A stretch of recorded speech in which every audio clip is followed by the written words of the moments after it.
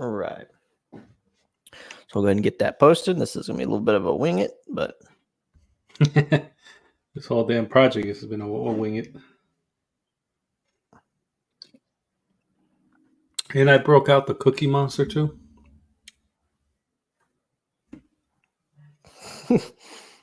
I broke out the sweet tea. You ready, Chingy? So, well, guys, on the Instagram, we unfortunately our guest tonight had some connection issues due to a storm, so we're about to post something on the stories, and we're just gonna leave it as a open book. So pretty much everybody can join. We'll kind of talk with them. You can ask us any questions that you want, and this will kind of just be. Oh, I gotta edit the. I gotta edit the name. Oh boy. So pretty much everybody can join, talk with them, ask us any questions that you want. Episode 33. Oh, Skyline joined. Hey, Skyline, you want to hop on this live? Yeah, you don't answer your DMs? Yeah, he's too good now. Once he has started his own podcast, he's... Oh, yeah, he's too good for us. I said, we're peasants now. After Groovy, after they did the thing with Groovy, he's like, no, we got this. We can do this. You're like that tall guy that gets a W-2. He'll learn for like a month. And he's like, no, I'm going to do this myself. Or you're dogging on this dude and we haven't even like... Well, Skyline, if you're able to hop on, that's great. If not, we'll just leave it open and anybody can join and just kind of leave this as a Q&A type podcast. Yeah, it's a Q&A today. Q&A. Hell, we even jump on with Groovy Builds if he's down. Yeah. So, I mean, this won't be like a dedicated episode. We'll give you like, you're going to need an episode that, dedicated to you. We believe in that for sure. And we're always coming back to people. Be home in like my 5 man minutes. said, all right. He said he'll hop on, but in 5 minutes. It's all right. It's a long time. Jesus Christ. 5 minutes. We thought you wanted to be on the podcast. It's fine. That's fine. I mean, it's not that important. It's just a podcast. So it's cool. I'll remember that on March 5th. It's all right. See how they treat us? Yeah. You inspire a group of people to start their own podcast, and then boom, bottom of the barrel. You know what's funny about that too is I saw that, and that was like the only time I look at a podcast. I'm like, I got to tune into that. So, and I don't ever watch podcasts.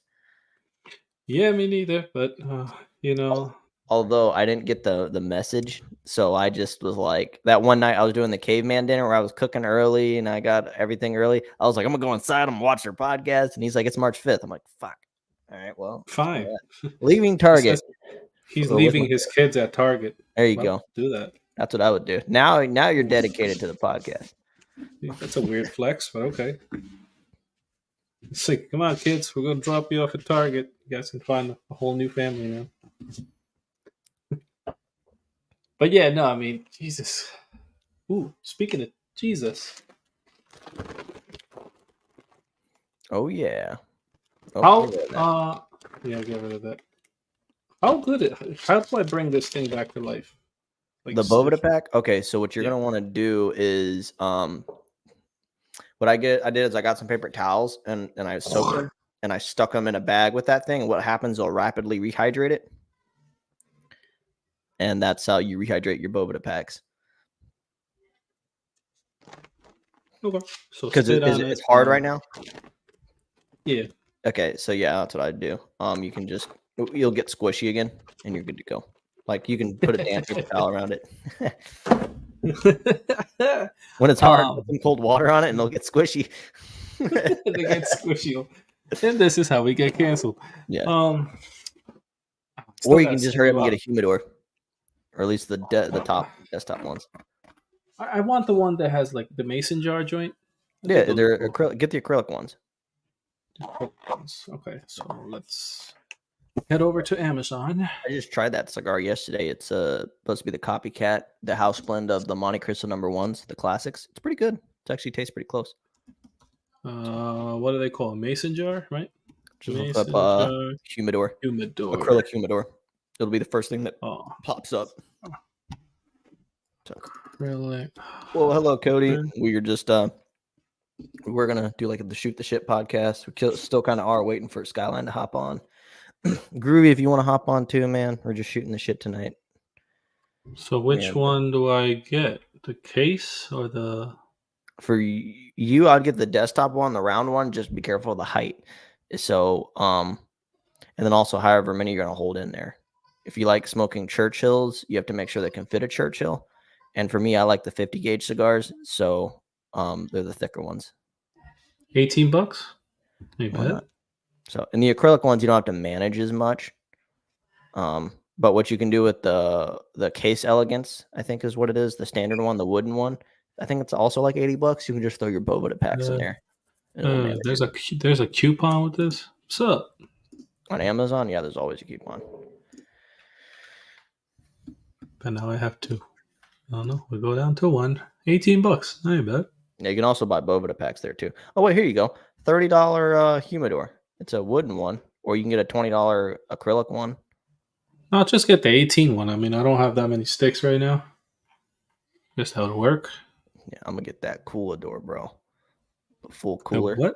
It's a Coolador. It's a mini fridge for cigars. Oh. Yeah. Yeah. Yeah. The problem is I'd have to keep it loaded so it looks aesthetically good. And plus, you don't have to do the Boveda pack thing. It'll automatically, electronically control the temperature.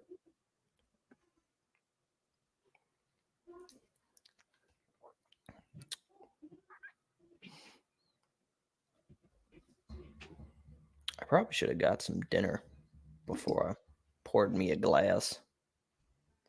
Oh, it's gonna be that kind of episode. Okay. No, I haven't gone grocery shopping because I'm lazy. So I've got like ramen, I've got crackers and peanut butter and like an apple.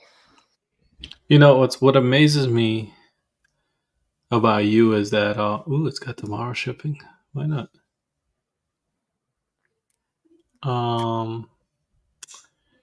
There's such thing as like DoorDash and all these cool things that get delivered to your house that you can, Dude, I end up paying $30 for McDonald's. Like a $10 thing, I end up paying $30 by the time it gets delivered. I don't do DoorDash and all that. Well, not DoorDash. That's for people that don't cook. I'm talking about groceries, because we have Peapod. I've thought about it, but honestly, it's the same thing. I got to be home for all that stuff. Corbin Tile. Corbin. What's up, Corbin? Yeah, he's been out of social for a while. Really? Yeah, is everything going good, Corbin?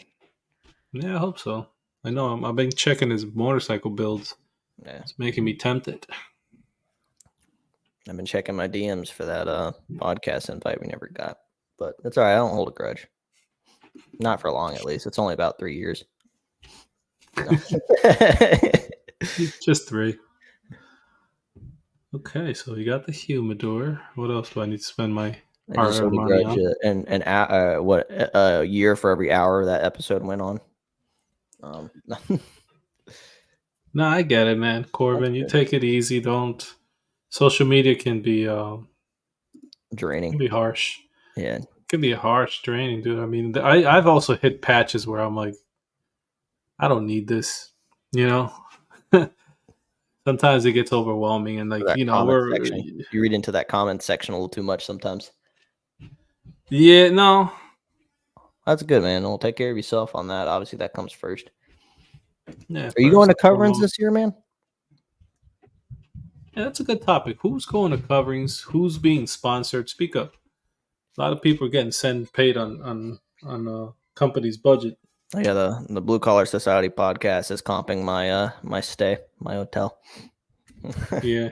Blue Collar Society and Chase Bank. When I say Chase Bank, I mean my points. Computer won't allow me to edit podcasts efficiently. Yeah, see, that's why we opted to do live, because when we originally started and we did the editing, and I say we, that was me. We got to run a business too.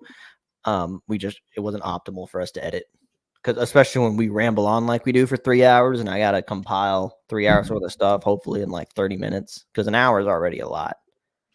Skyline will be at coverings. All right. Well, we're going to have to meet up with Skyline for sure.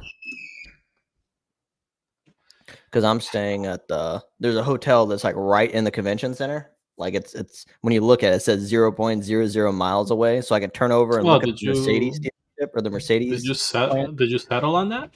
No, I'm about to pull the trigger on it and then turn around, and then the facility's right there. So like I could probably watch you guys walk into the convention center. I need to pull the trigger on that because, like I said, I was gonna try to get a house for a cheaper price over there, but after seeing how much Uncle Sam's pulling my pants down for this or last year, I'm spending every money I got. Like, He ain't getting a yeah, nickel out of me. it's like 300 and some change a night. I'm like, fuck them. It ain't. It's our money, comrade. The luxury hotel, I'm drinking every drink they put in the freezer in my room. I'll give you that much. $30 Corona, mine. Yeah, that man didn't seem genuine too much. Yeah. All right. Yeah, it's Well, a lot, man. I mean, at least it's good to it's a see you lot, back in man. here, man. That means a lot Yeah. if you're here.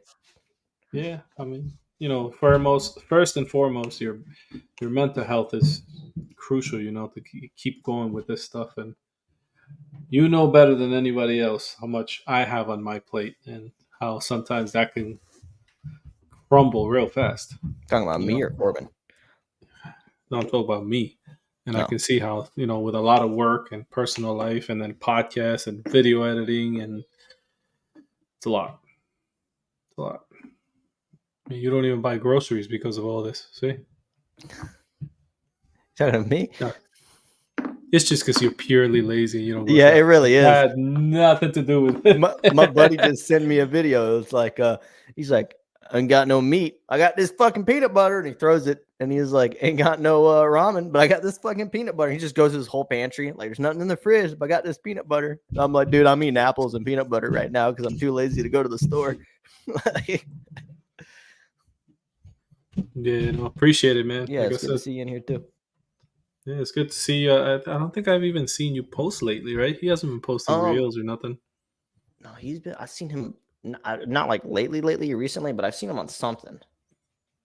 You know who I saw recently, and I haven't seen him in a while. What the hell is his name? Somebody caught an ass whooping upstairs. What the hell is his name? TRF, Trife something.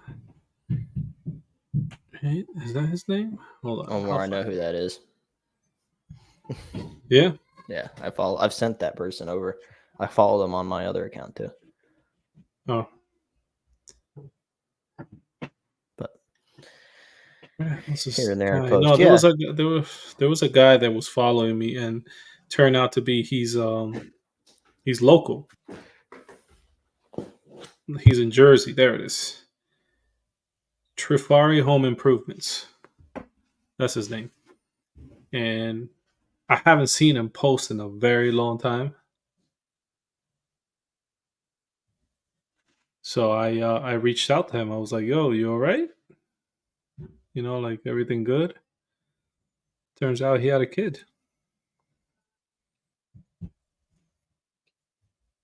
And now I'm solo in this life.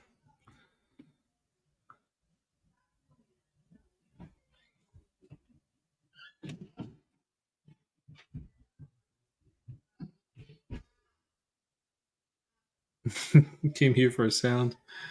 Chose to join. I've been having a hard time. Yeah, I know, right? That'll do it, folks. Thank you for joining the podcast. Since our illustrious, good for you, man. Go for it. Our IT guy just randomly decides to skedaddle. So I'm just here dolo now. But if anybody's got questions, shoot them if you got them.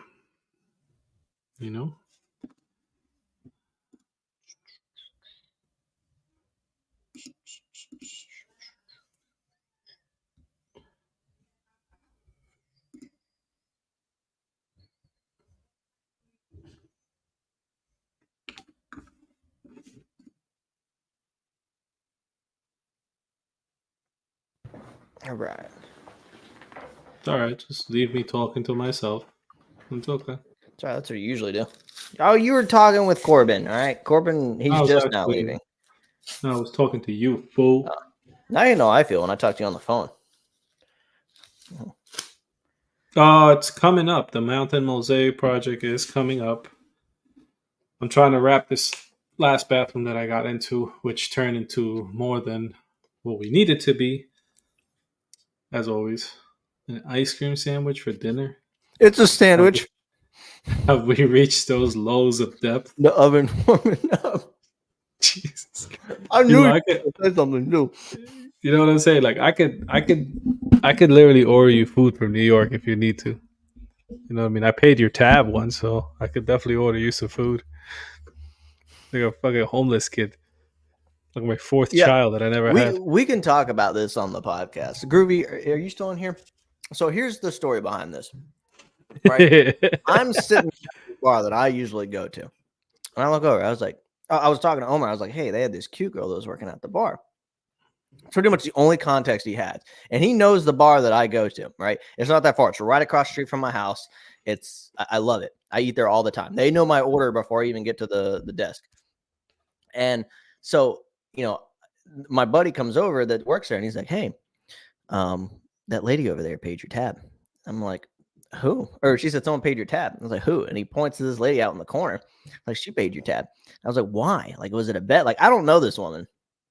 So at least me, I'm at least gonna go thank the person. So I walk over and go to talk to her, and she's like, I don't know you.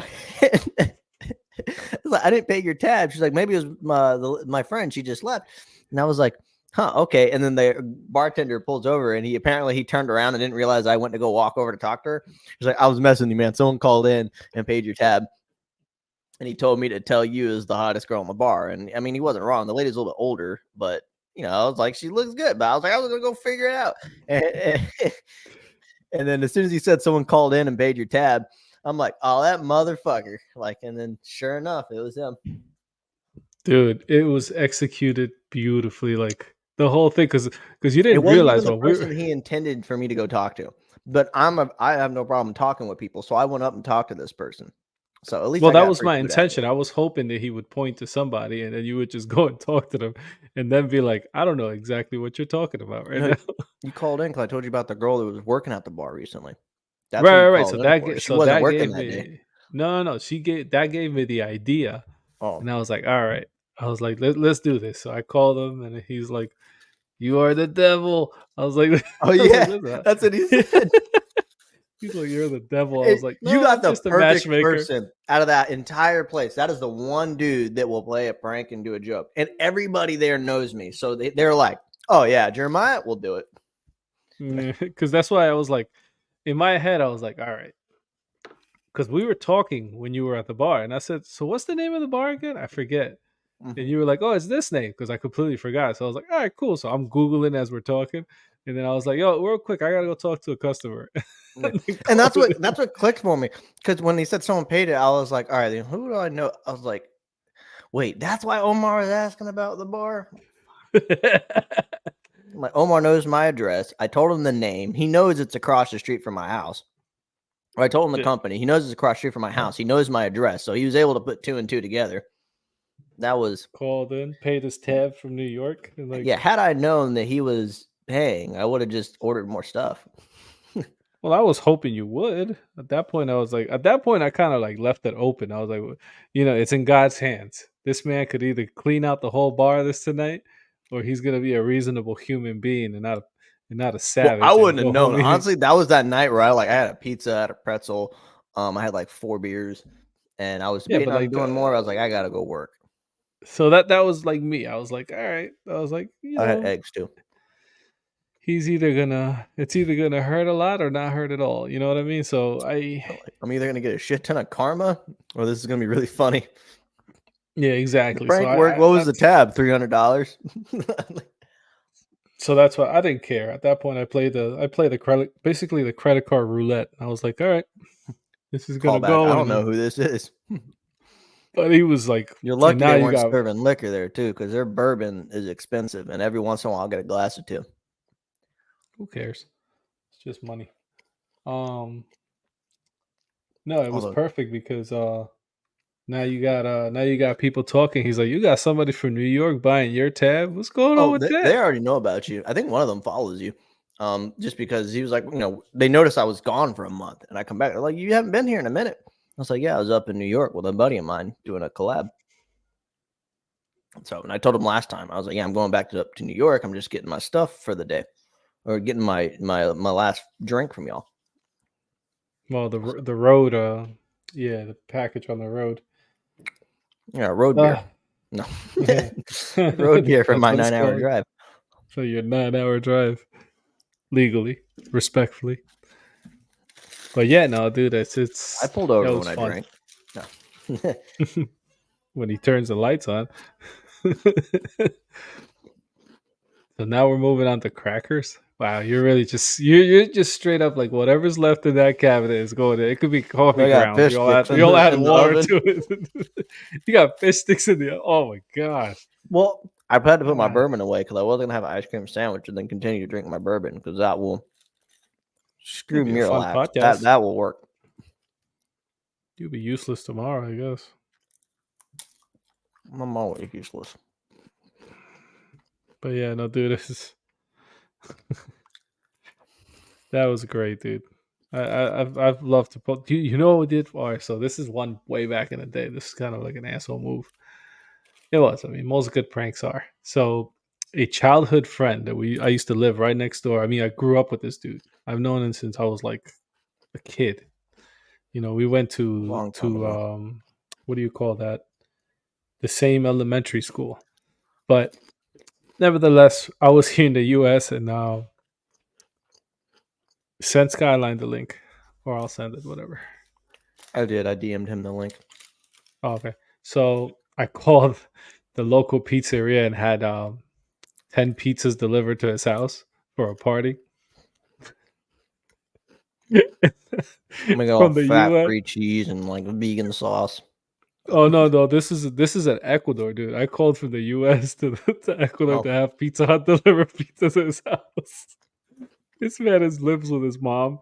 Pizza Hut's knocking on the door. He's got 10 boxes of pizza. He's like, all right, I got your pizza here. He's like, I didn't order no pizza. He's like, well, it was told this address, this name. I gave him the phone number. Can you spell out "It's a Boy" with pepperonis? And then I called him and I said, yo, what you doing? He's like, as soon as he answered the phone, he knew. He was like, why'd you call these pizzas in? I was like, what do you mean? He's like, there's a guy with 10 pizzas in my driveway right now. And I have no money to pay for any of this. Oh, you didn't pay for it? No. But that's even worse. I'm like, okay, that prank's not too bad. I mean, you got some pizza out of it, but you didn't even pay. You're just a dick. No, I just straight up, this was a good one. I wanted him to get the culture shock out of it, you know. At least they didn't say, hey, someone picked up your tab and I walked out, because they know where I live. And honestly, I told them they just need to have my card on file. I mean, see, there was did we ever go there? No, we didn't, right? O'Connor's in I don't town? like O'Connor's. No, the one in Pauling. No. You didn't go to it. No. It's basic. That spot would be like your like mom and pop bar. Too. Yeah, no, here we have one in town and it's called O'Connor's, but it's literally a mom and pop place. Like that's where I can go and like bring my own It's an like Irish pub? Yeah. Yeah, it's a franchise. Their food's not that good. I don't think that's a franchise. This is family owned over here. Well, they're family owned over here too, but it's still a franchise. I wonder if it is. I know they only had 2 spots open over here, both owned by the same family, and they closed one down due to low customers. Like literally mom and pop joint. Yeah. Bloop. But the food is good. Damn, Skyline all the way. There we go. There you go. Yeah, my man was upside down. How's it going? Yeah. See, this is the telltale sign of a shoemaker's son. Our houses never get taken care of. Everybody else's house looks beautiful except our own. I can see the taping. Honestly, I thought he was in his tool trailer at first. Yeah, you can tell. See? That's his safe space. Leave him alone. He put one hand in compound. He said, he's like, all right, it's good. Yeah, I got my fish back there, so that's everything you need right there. Hell yeah. There you go. How's it going, guys? Doing good. Thanks for hopping on so quick. Oh, likewise. Thank you for letting me. We're just shooting the shit, and Nice. yeah, I invite you on formally. and give you an episode yourself. So we'll Heck end up doing that. But Oh, love it. Love it. We still having, y'all having, what is it, Jason and stuff tonight? no, they had No, a connection they problem with Oh, the no. storm. So they got hit with a storm and all their internet got knocked out, so they only had a cell phone service. And I Gotcha. tried. We had them here, and we go through the whole safety word and God knows what else.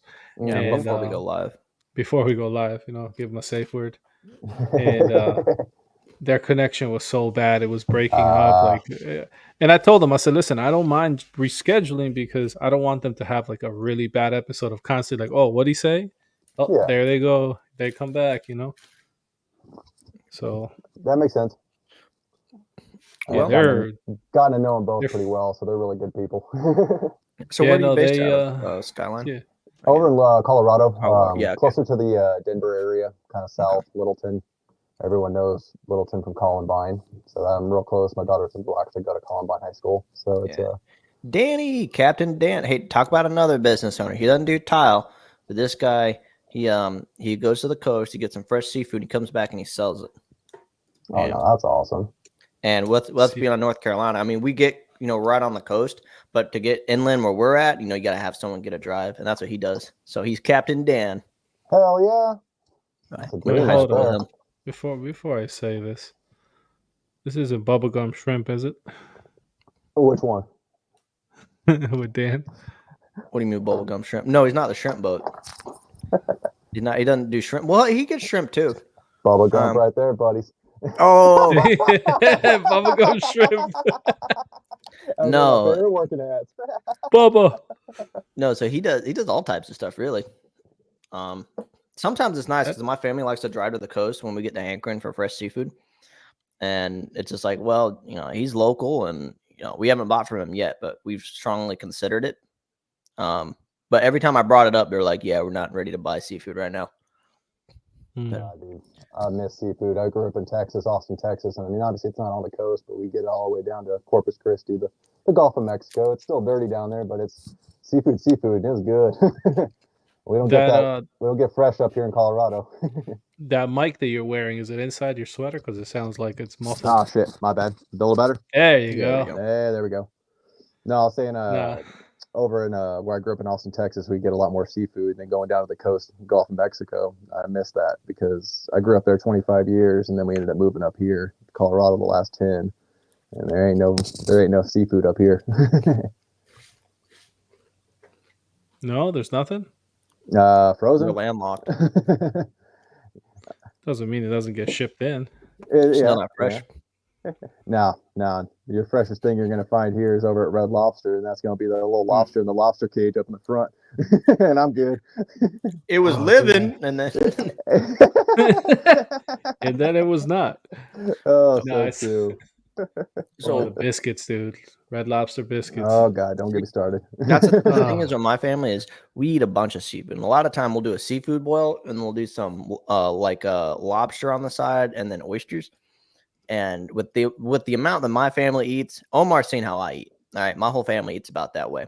All right, we got to go pick it up fresh because if we eat at Red Lobster, we're gonna eat ourselves out of a house and home. Like it's just, and it wouldn't take us long either. They got that all-you-can-eat shrimp every once in a while. Come on now, got to go. Even then, we get kicked out. I forgot to tell you about that. We have a spot nearby Poughkeepsie. Mm-hmm. Not Poughkeepsie. Anyways, all you can eat sushi for I think it was like $18. No, that doesn't sound good at all. All you can eat sushi is that's not a good sentence at all. Dude, it's actually really good. All you can eat if you can hold it in. Basically. So but I mean, it's like you get everything. Like it's not just like one specific food. You know what I mean? Because I like salmonella, E. coli, the Black Plague, botulism, the whole nine, everything. All you can eat. Botulism, goddamn. No, dude, I love sushi. I bought a pack of the lox. You know what I'm talking about, right? The smoked salmon. Oh yeah, comes packaged for your breakfast. Is $18 for the little thing this big. Yeah, I like putting that on bagels. Yeah, slice up some onions, put a little. I know Larry puts capers and lime on it. Yeah, they eat that with we get that at Buger's Bagels over here, but it's pretty pricey. But the capers go on there. some red onions. Those pickled red onions you have would be really good on it. Goddamn, Yes. get me hungry over here. I haven't had dinner yet. God damn it, Dude, I've had crackers and ice cream sandwich, and I got fish sticks in the It's like oven. You granola talk about cones, hungry. dude. I had a Dude, he peanut is- butter and apple earlier. He's foraging in his own pantry. Like, Oh, I heard what he whatever had. He can said ramen and everything. I said, yeah, that's pretty much what I was thinking for dinner. Trust me, that rabbit runs across my backyard again. It might be going in the oven. That is pretty tasty. It's rabbit Oh. season too, and the pellet guns are right over there on the floor. I don't know if y'all tried it, but I've been craving. I've been getting to a couple different places. It's raw tuna, but they make tuna nachos, and holy shit, man, these things have been bomb. I've gotten them at a couple places. We had a little tiki bar here in Denver, and shit, they light the drinks on. We went there for my wife and mine's anniversary, but I slammed a huge thing at some tuna nachos, and that thing was bomb. Yeah, Love it. Last time I took a fire shot, I burnt part of my mustache off. Oh no, you It's a lot easier when you don't have face. facial hair. Hey, I only got a little bit right here. I'm like Omar. No, dude, I did it and it singed and curled up the thing Oh, on one God. side. Immediately smell it. You're just like, oh shit. Yeah, because you're smelling and tasting it, and it already doesn't taste good. So now you're smelling. You're like, it's like I didn't order an old fashioned. Why am I smelling this? you're Oh, gonna my throw fire, up, and it's just gonna be shit, fire. Oh, damn it. Of course, that's the one time you're gonna like spill gonna it right drip. here. So you Yep. just- Yep. Next thing you know, you're stop, Like, dropping, well. and rolling on the floor of the fucking restaurant. It's like I always wanted to know what the guy from Fantastic Four looks like. All right, cool, Oh god. Johnny. Oh Drink god. on. So how's work going for you up in Colorado? Good. Staying busy. Actually went out today. Bidded out a job. Heated floor, bathroom. Going to do some remodeling in there. We've got a pan's going to be about 6 by 5. Just 8-foot ceilings. Even though they're up to 10, they're going to make it a steam shower. So it's a good little job. Got Wayne's. They want tile all around the entire room. So I'm pretty stoked on that one. Current project I'm on right now is up in the mountains, and it's roughly just under 1,100 square feet. So, but just flooring. So Okay. rolling into that one, and then hopefully rolling into that.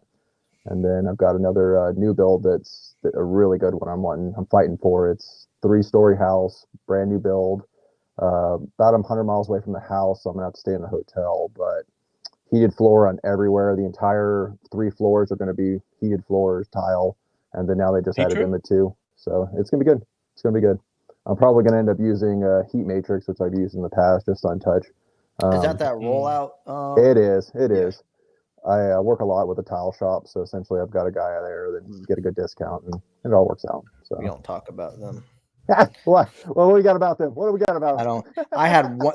I refused to work with a tile shop until an old friend of mine worked there, and I literally walk in like, is so and so here today? And they're like, no. I'm like, And then walk right I'll be back out. tomorrow. Exactly. Like I won't talk to him. The district See? manager doesn't talk to me anymore because I gave him some words because he wouldn't leave me alone. Dude's never picked up a trowel, doesn't know anything about tile, and he was trying to give me information on. He was trying to sell Ardex products, and I don't like the Ardex thin sets. I hate their 100% grout. agree. Yep. So Yep. I'm on and he's right like, now. "Oh, it's the best." I'm like, "Oh, why?" I was like, have you worked with it? What does it feel like?" He's like, "Well, I personally haven't installed any tile," and I was like, "Then leave me alone." Yeah, And I he's talking hung about up on margins him. and at that moment. No. Yeah. X77 is okay. I like it because it at least has an hour pot life. But when you get that's what I told him today. When you get into X5, you're mixing so much little batches because you only got 20-minute pot life that it breaks your stop and go up. You don't have a consistent rhythm, and you're mixing so many small batches. Otherwise, it just goes to shit. And no, I'm not a fan of that. So And the grout is worse, man. Grout's like smearing get baby shit Versavon. on a wall. see, there you go. Go in the Home Depot. Go to Versavon. People hate on Versa. They was okay before, but the new formula they have, it's super creamy. And I mean, on a budget build, it's not bad. Yeah, Hey, I would good to use it go. over the Mapei Curry Flex any day. So Well, I've been talking Cool with stuff. Zeph with Kiesel, and actually we're looking into getting to the Kiesel pallet program and starting then with the Servo Light because I've obviously watched so much on that, and I really want to try it out.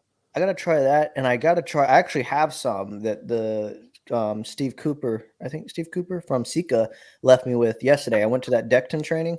Oh yeah, for slabs. I already know how to do it. I was just there for the content and the fun. heck yeah. But they had a thin set there. I think it's the Mercury 800 or 850, something like that. It stays open for 3 hours. See, that's what the Kiesel Servo Light does as well. I talked with the and it's creamy. It's almost like Multimax or Trilite, like the silica free, the Kevlar based ones, where it's Oh, that's it's not. awesome. Yeah, but it has cement in it, so like I could still acid wash it, which is my issue with Trilite and Multimax. It works good, but if I try to soak it in acid, it doesn't react at all. Gotcha. They'll literally melt the gotcha. trowel before it melts. Bucket just starts disintegrating. You're like, what the fuck's happening? No, I don't know if you saw my story. I literally melted a trowel. Like I it saw burned. that. Yeah, People were giving you shit because you weren't gloves or weren't wearing gloves. I'm like, Yeah. oh, come on, just give him a break. yeah. It was Back like to the 5 bone yet? minutes. One person a minute. I'm like, I'm sorry. I had to give them like a YouTube apology Oh, video. God damn it. You Probably have some Logan DI Paul. wire in there with no fucking fingertips on. Or like, oh, he said it was good. That acid wash stuff is pretty nice. I've used it before. Oh, pretty too gnarly. good. Damn, I'm trying to find the Kiesel on Amazon. I'm gonna have to order some. How do you Yeah. spell that? And you said you have to order by the pallet. Kiesel.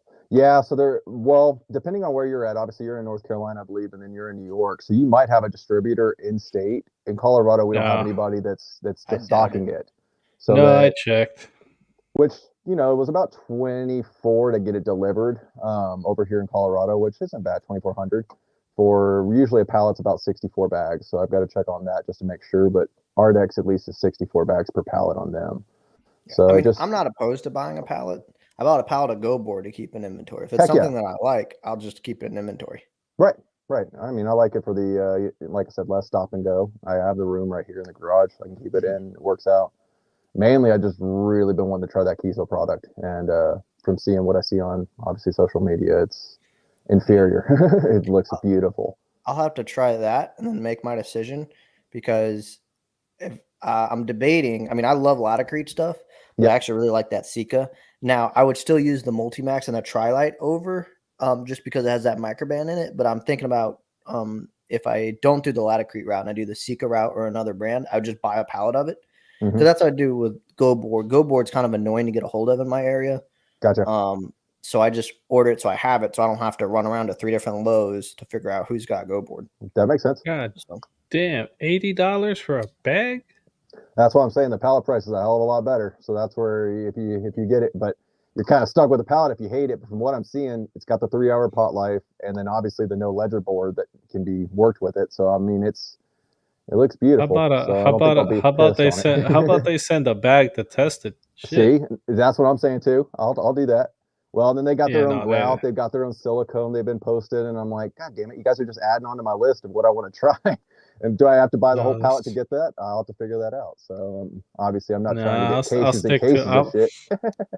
I'm either sticking. Boy, look at this, $49 for Trilite on Amazon, even though it's $25 on. Well, that's because that they could got be the next business. Just get yourself a pallet and start shipping that shit out. There you go. Could be. There you go. You know, but that's what I want to do. I'm either sticking to, because today I was using the gold from Laticrete.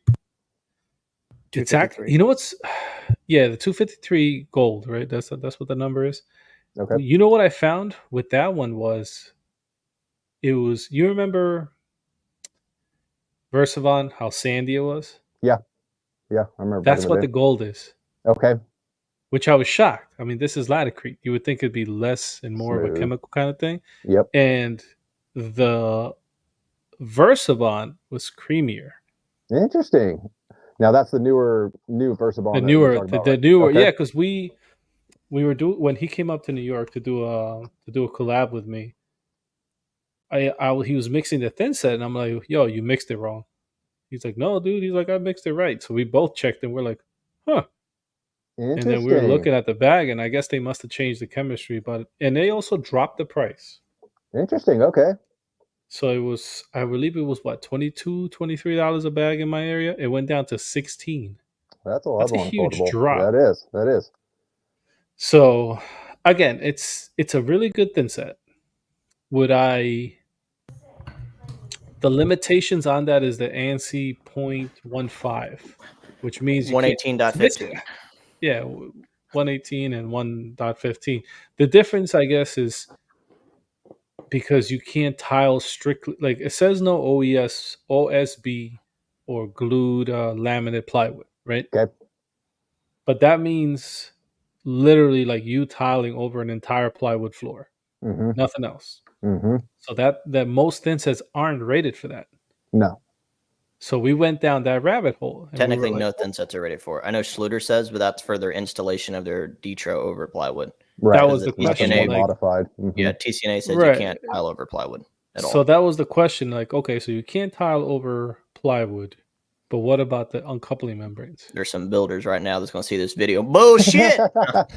Well, I always put Bullshit. thin set underneath my my prep boards, and that's just naturally to fill any voids and give you a secondary bonder. Yeah, I mean that's and just naturally you're for going to be this- screwing on too. So I mean, if you're not screwing onto it, then you got another possible issue. You Well, definitely better be priming that shit. when we talked to Sal DeBlasi about that, we found out that that quarter by quarter trowel that you use on your Durock, Mhm. it's not really anchoring it or holding it. The screws are holding it. The concrete, the thin set's just a leveling cement. Yep. So I was Void like, huh. void fillers, essentially Yeah. what I call it. Back when a project manager Yeah, said, don't it's skip that just- step. yeah. So that was the thing that I was curious. I reached out to a couple of the old timers of tiling, and I was like, okay, I got a question. It says here no OSB. All Set and Trilite is the only ones that I know, and Multimax, the higher end stuff that have the rating for plywood. I was like, so you can't tile over plywood. We already know that. That's a bad, unless you're doing like 3 layers, like I think it's 1.5 inches, according to the TCNA book. The thickness that you need in order for you to be able to tile directly in plywood. I was like, what about the uncoupling membranes then? Because we're putting those things over plywood. Yep. So does that still apply to that, or does it have a different? Rating on top of it after essentially that's been installed. Right. So that's like, okay, you're not supposed to do it over OSB. So what are we doing with these uncoupling membranes then? Mm-hmm. Mm-hmm. It's a good question. That was the thing I went down, and most of the guys that have been tiling for a long time, they're like, "You're overthinking it. Just glue the damn thing and keep moving." Well, shit, you ain't trying to have no mistakes and come backwards where you're going to cost yourself money and time. Fuck that. Right. And I understand where they're coming from. I know that I'm also one of those guys that like tries to optimize things, but I also realize like too optimized can hurt you because you stay stuck in the planning phase and never pull the trigger. It's true. And it's like, true. that happens to all of us when we're doing our tile layout. How many times you spent there 2 hours looking at that same damn square when it's like, let's just slap it on the wall. Mm-hmm. It'll find its way, and that's how I feel about dry laying. A lot of guys dry lay their tile, and I'm like, yeah, there's certain times that it is required, I believe, but most of the time, by the time you dry lay a tile and you go and label everything and you pull it up, the damn floor could have been set. So I don't dry lay the whole thing. If it's a complex space where there's a lot of corners and I want to see where my cuts lay up, I'll do like this weird T-track thing all the way around just so I can measure off of it. But I never dry lay the whole thing. Unless it's a shower. Guys sometimes do that, and I'm like, no, what a waste of time. Like I said, I used to project manage for another company and have 5 guys. You're laying the tile twice, essentially. Exactly right. And by the time you pull it up, you have more risk of damaging the tile. So it's just get it down and leave it down. Don't just go blindly into it, but so like for Subway, for instance, I'm notorious I do the candlestick, so I do 1 stack because what I verify is where are my slivers going to end up. 9 times out of 10 the ceiling is off. There's just not guaranteed flat ceiling, so it's like, okay, if I go this high on this end, it'll be perfect, but then this side's higher, now I got a sliver. Right. So then it's like, okay, do I split the difference? Do I like this one that I did? I left myself a 1/4 inch where it was just perfect, where literally I ran it through the IQ and it was perfect, fit perfect. Oh, that's beautiful. Heck yes. So, but I had to make a choice. It was like, do I put tiny slivers by the bench, the corner bench, the ladies' ledge, if you will, or do I have an entire sliver on the top of the ceiling?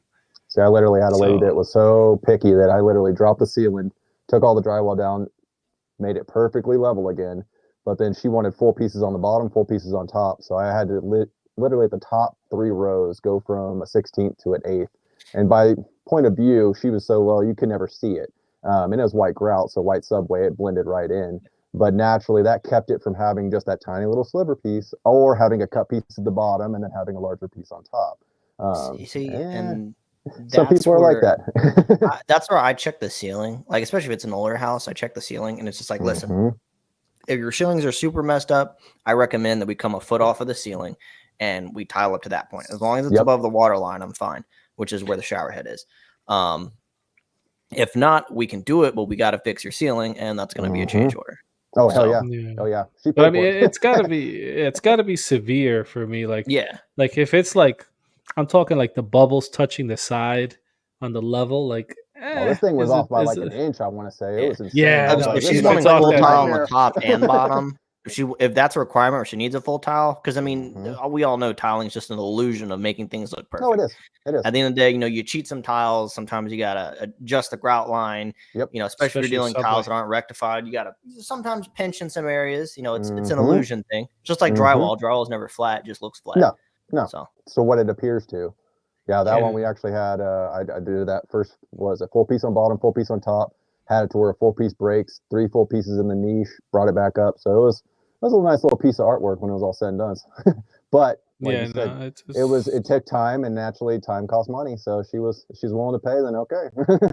So it worked out. Yeah, some people are okay with it, and others just want a nice looking new bathroom compared to what they have.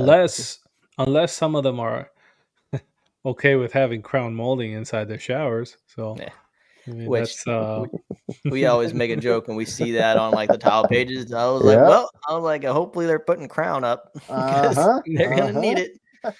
I've never done they're not doing the crown molding. In the older ones, it's like, oh shit, no. Yeah, it's so bad now that anywhere you go or any pictures you see on the internet, right off the bat, it's like slivers.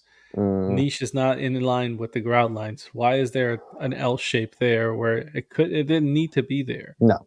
I can guarantee you they're not using lasers. They're still using, obviously I still use my level and check myself here, but God damn it, use your laser. Like you said, you can start kind of playing it up and you can know exactly when the hell that's going to fall into. Oh, yeah, Omar showed me from one of his local Facebook pages, and it was like a little like sliver up top. I'm talking about tiny. I'm like, I'm pretty sure that thing has to be on a registry in New York. That thing is sharp. Oh, dude, it was bad.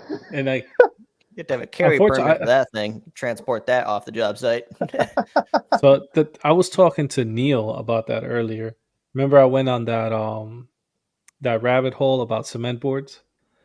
So apparently Hardy has a lawsuit in place right now because they advertise it as waterproof, right? And if you go into like the Durarock, Permabase, or Hardy website and you literally dig through all their BS paperwork, at the end in the fine print it says, if you have anything of value behind this product, waterproof it. Well, interesting. Literally says it just like that. Interesting. It says so the material itself isn't affected by water, but the material behind it is. So essentially water resistant, but it's not waterproof. So correct. Exactly. And I also saw people, the paper they use for like floating out walls. Yeah.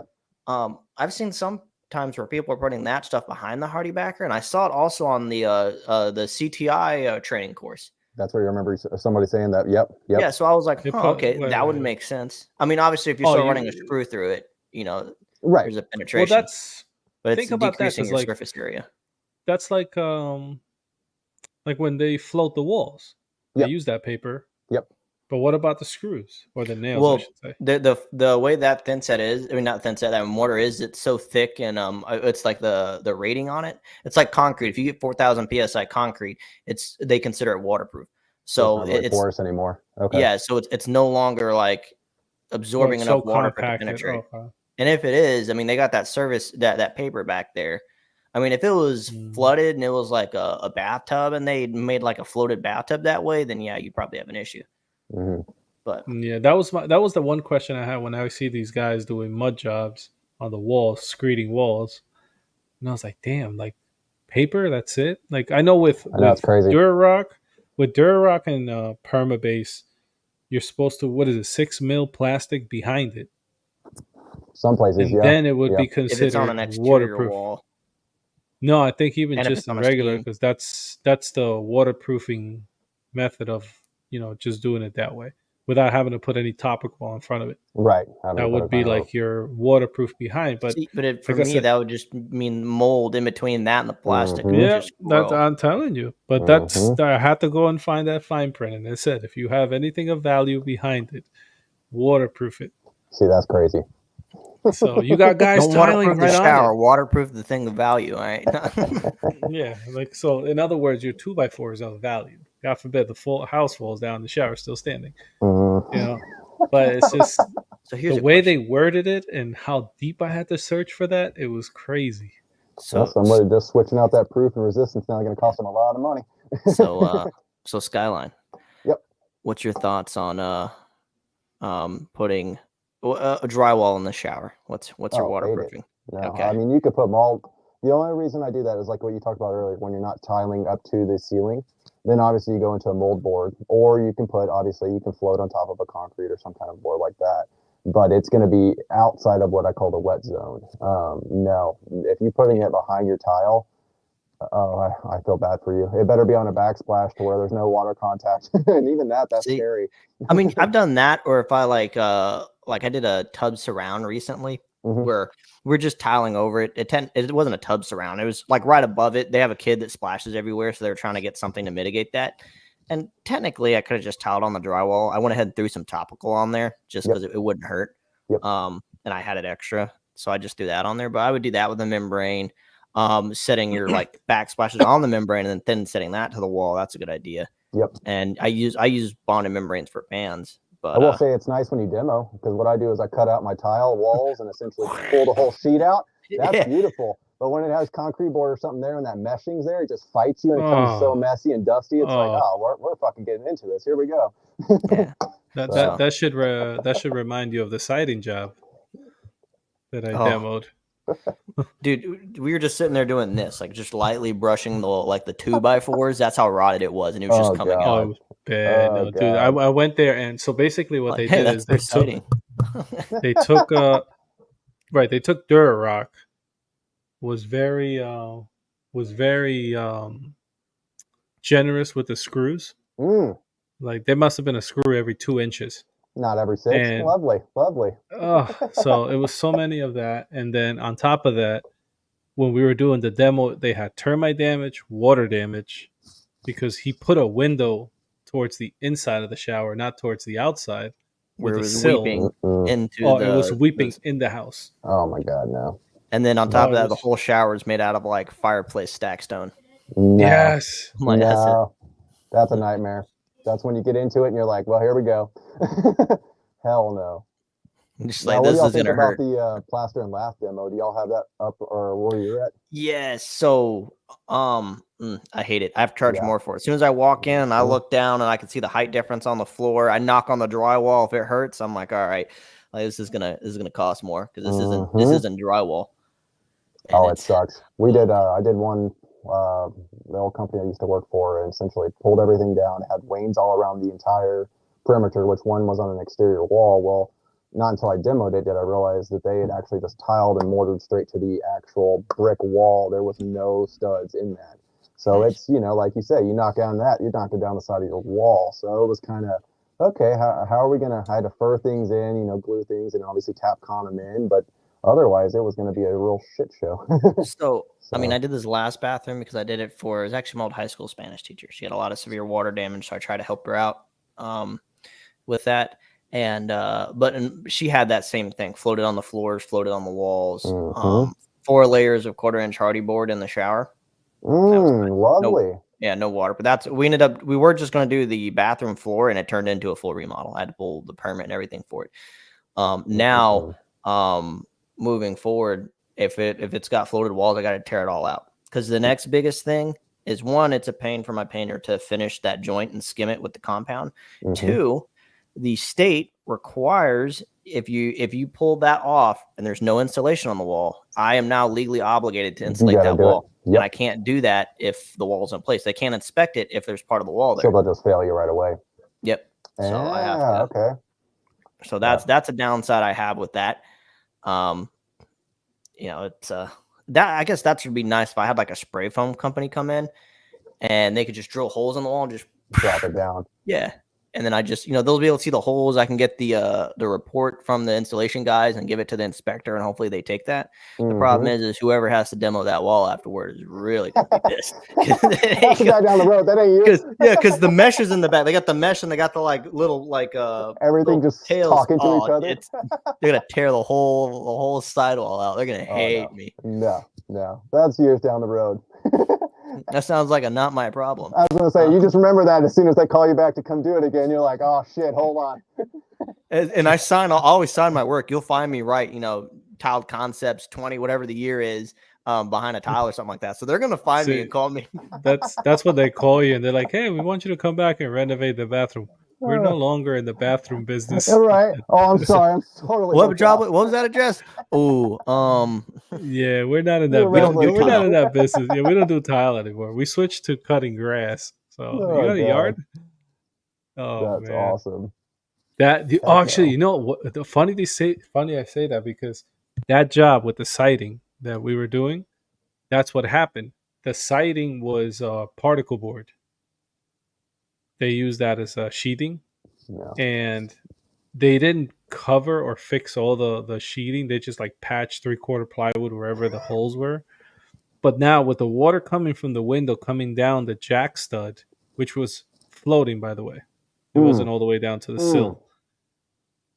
It rolled into the particle board and swole up the particle board.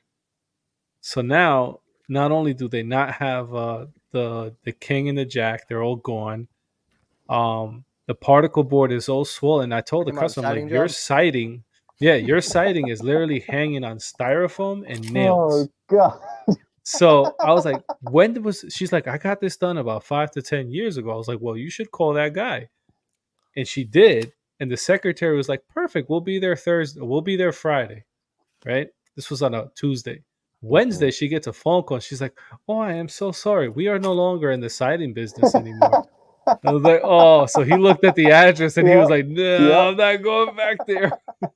I had this lady got what she thought was a tempered glass window installed by a company. Same kind of concept as well. When she called him, no longer doing any windows. But by, like you said, with permits, they require you to have a vent fan here in Colorado or a tempered glass.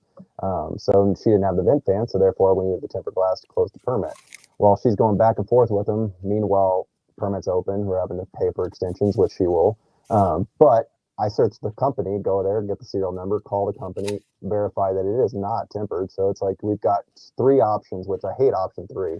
That would be to either replace it, get the vent fan, or what they call that tempered glass film, which it's just a pain in the ass. You go in there, you pretty much tint this window with this tempered glass film. So in case it ever does break, it's going to keep it all in one piece and keep you from going through it. But it looks like crap, and it's the cheap way of fixing it. But that was what that company wanted. I worked for at the time was, hey, get it closed. So it was kind of like, Jesus, just she needed to get a new window or get the vent fan, which some people they either can't afford it or they're so stubborn they don't want to do it. So. Well, apparently, I try to avoid windows on the job where I can. Oh yeah, that was back when I project managed. That was kind of the that's your job now. It's like, God damn it, I don't do windows. I started in the trade with doors and windows with my uncle Mike. He had a business over in Austin, Texas. When we had a contract with Lowe's, so whenever they sold Pella windows or doors in stores, we would go and we would install them. Otherwise, he ran his own remodel business, and we did stuff. But he got paid new construction windows. see that the flange, yeah, nothing like being on an extension ladder with your Makita saw cutting the metal flanges, and they get caught, and you're almost getting thrown off this fucking ladder. I'm like, I don't miss that. That's why I like what I'm doing now. I used to sell windows for Anderson, actually. Oh, there you go. Yeah. He's had more jobs than I've had in my lifetime, and he's like freaking 15 years younger. I worked at Kroger, got laid off at Kroger because they went out of business in my area. Then worked at Walmart throughout high school. Then Domino's because that was only there for like 2 or 3 months. And then Anderson Windows. And then after that, I worked with the construction company, and then I worked for myself. There you go. Yeah, I did 10 years in the food industry up till roughly about 22. 20. You said that like you did time. Oh, dude, I felt like it. I was stuck in 10 years in the food. I can't do food. No, I did it all. So he said, hold on. So he said food industry. So you were basically a lunch person, weren't you? Oh hell no. But like you said, I worked everywhere, and then at the end of it, I was kitchen manager for a local company and worked in the little flagship one, so it felt good. But once again, it was burnout job, and I didn't see myself getting anywhere I wanted to in life. So got with my uncle Mike, he gave me a chance, taught me the trade. But once when we lost my mother-in-law, we ended up moving up to Colorado, and that's when I started working for myself. COVID happened. My wife went back to school to get her master's degree at teaching, and lost the benefits with her working for the state. So I worked for a local company here, which was the largest one in Colorado for remodels for about 3 years. But then just recently stepped out from that and started Skyline Tiles. Yeah. See, Domino's was my dead end job. That was one of those jobs where I'd work there and they give me an attitude. And they're like, I'll fire you. I'm like, fucking do it. Like, oh no, let me walk next door and get a job. Yeah. I was a delivery driver. I was like, I'll fight you right now. Let's go. I'm the only one here that's not high. All right. I'm the only one here that's intact. Like, I will beat you up, old man.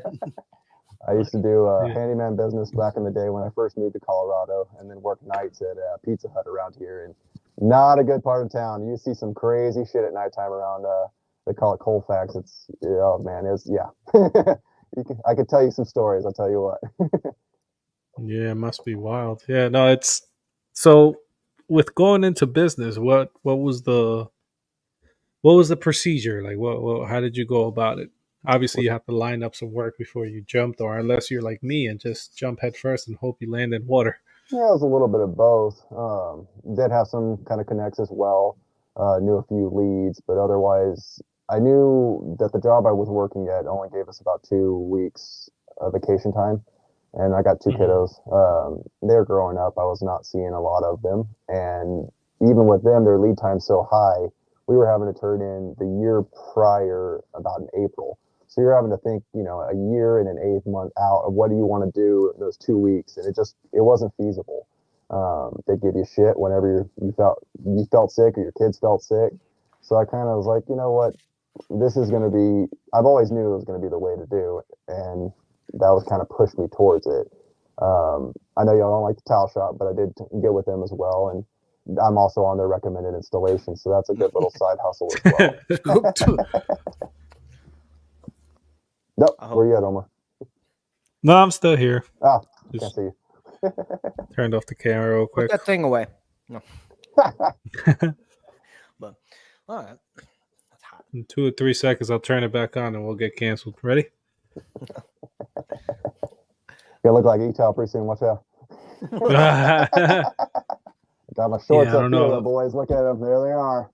Oh, no way. Yeah, we got there. Andrew. Wait, that's you. Kurt. You won that in a raffle? No, so I actually went to Walmart before Surface and bought those, which the guy checking me out was like, what the fuck are you doing? I said, I'm going to Vegas. Mind your damn business. I said, I'm going to Vegas. So I pulled those out. That was not a good answer. I'm going to Vegas. Oh, that didn't help at all. Oh, it made He's like, it's legal in Vegas? No.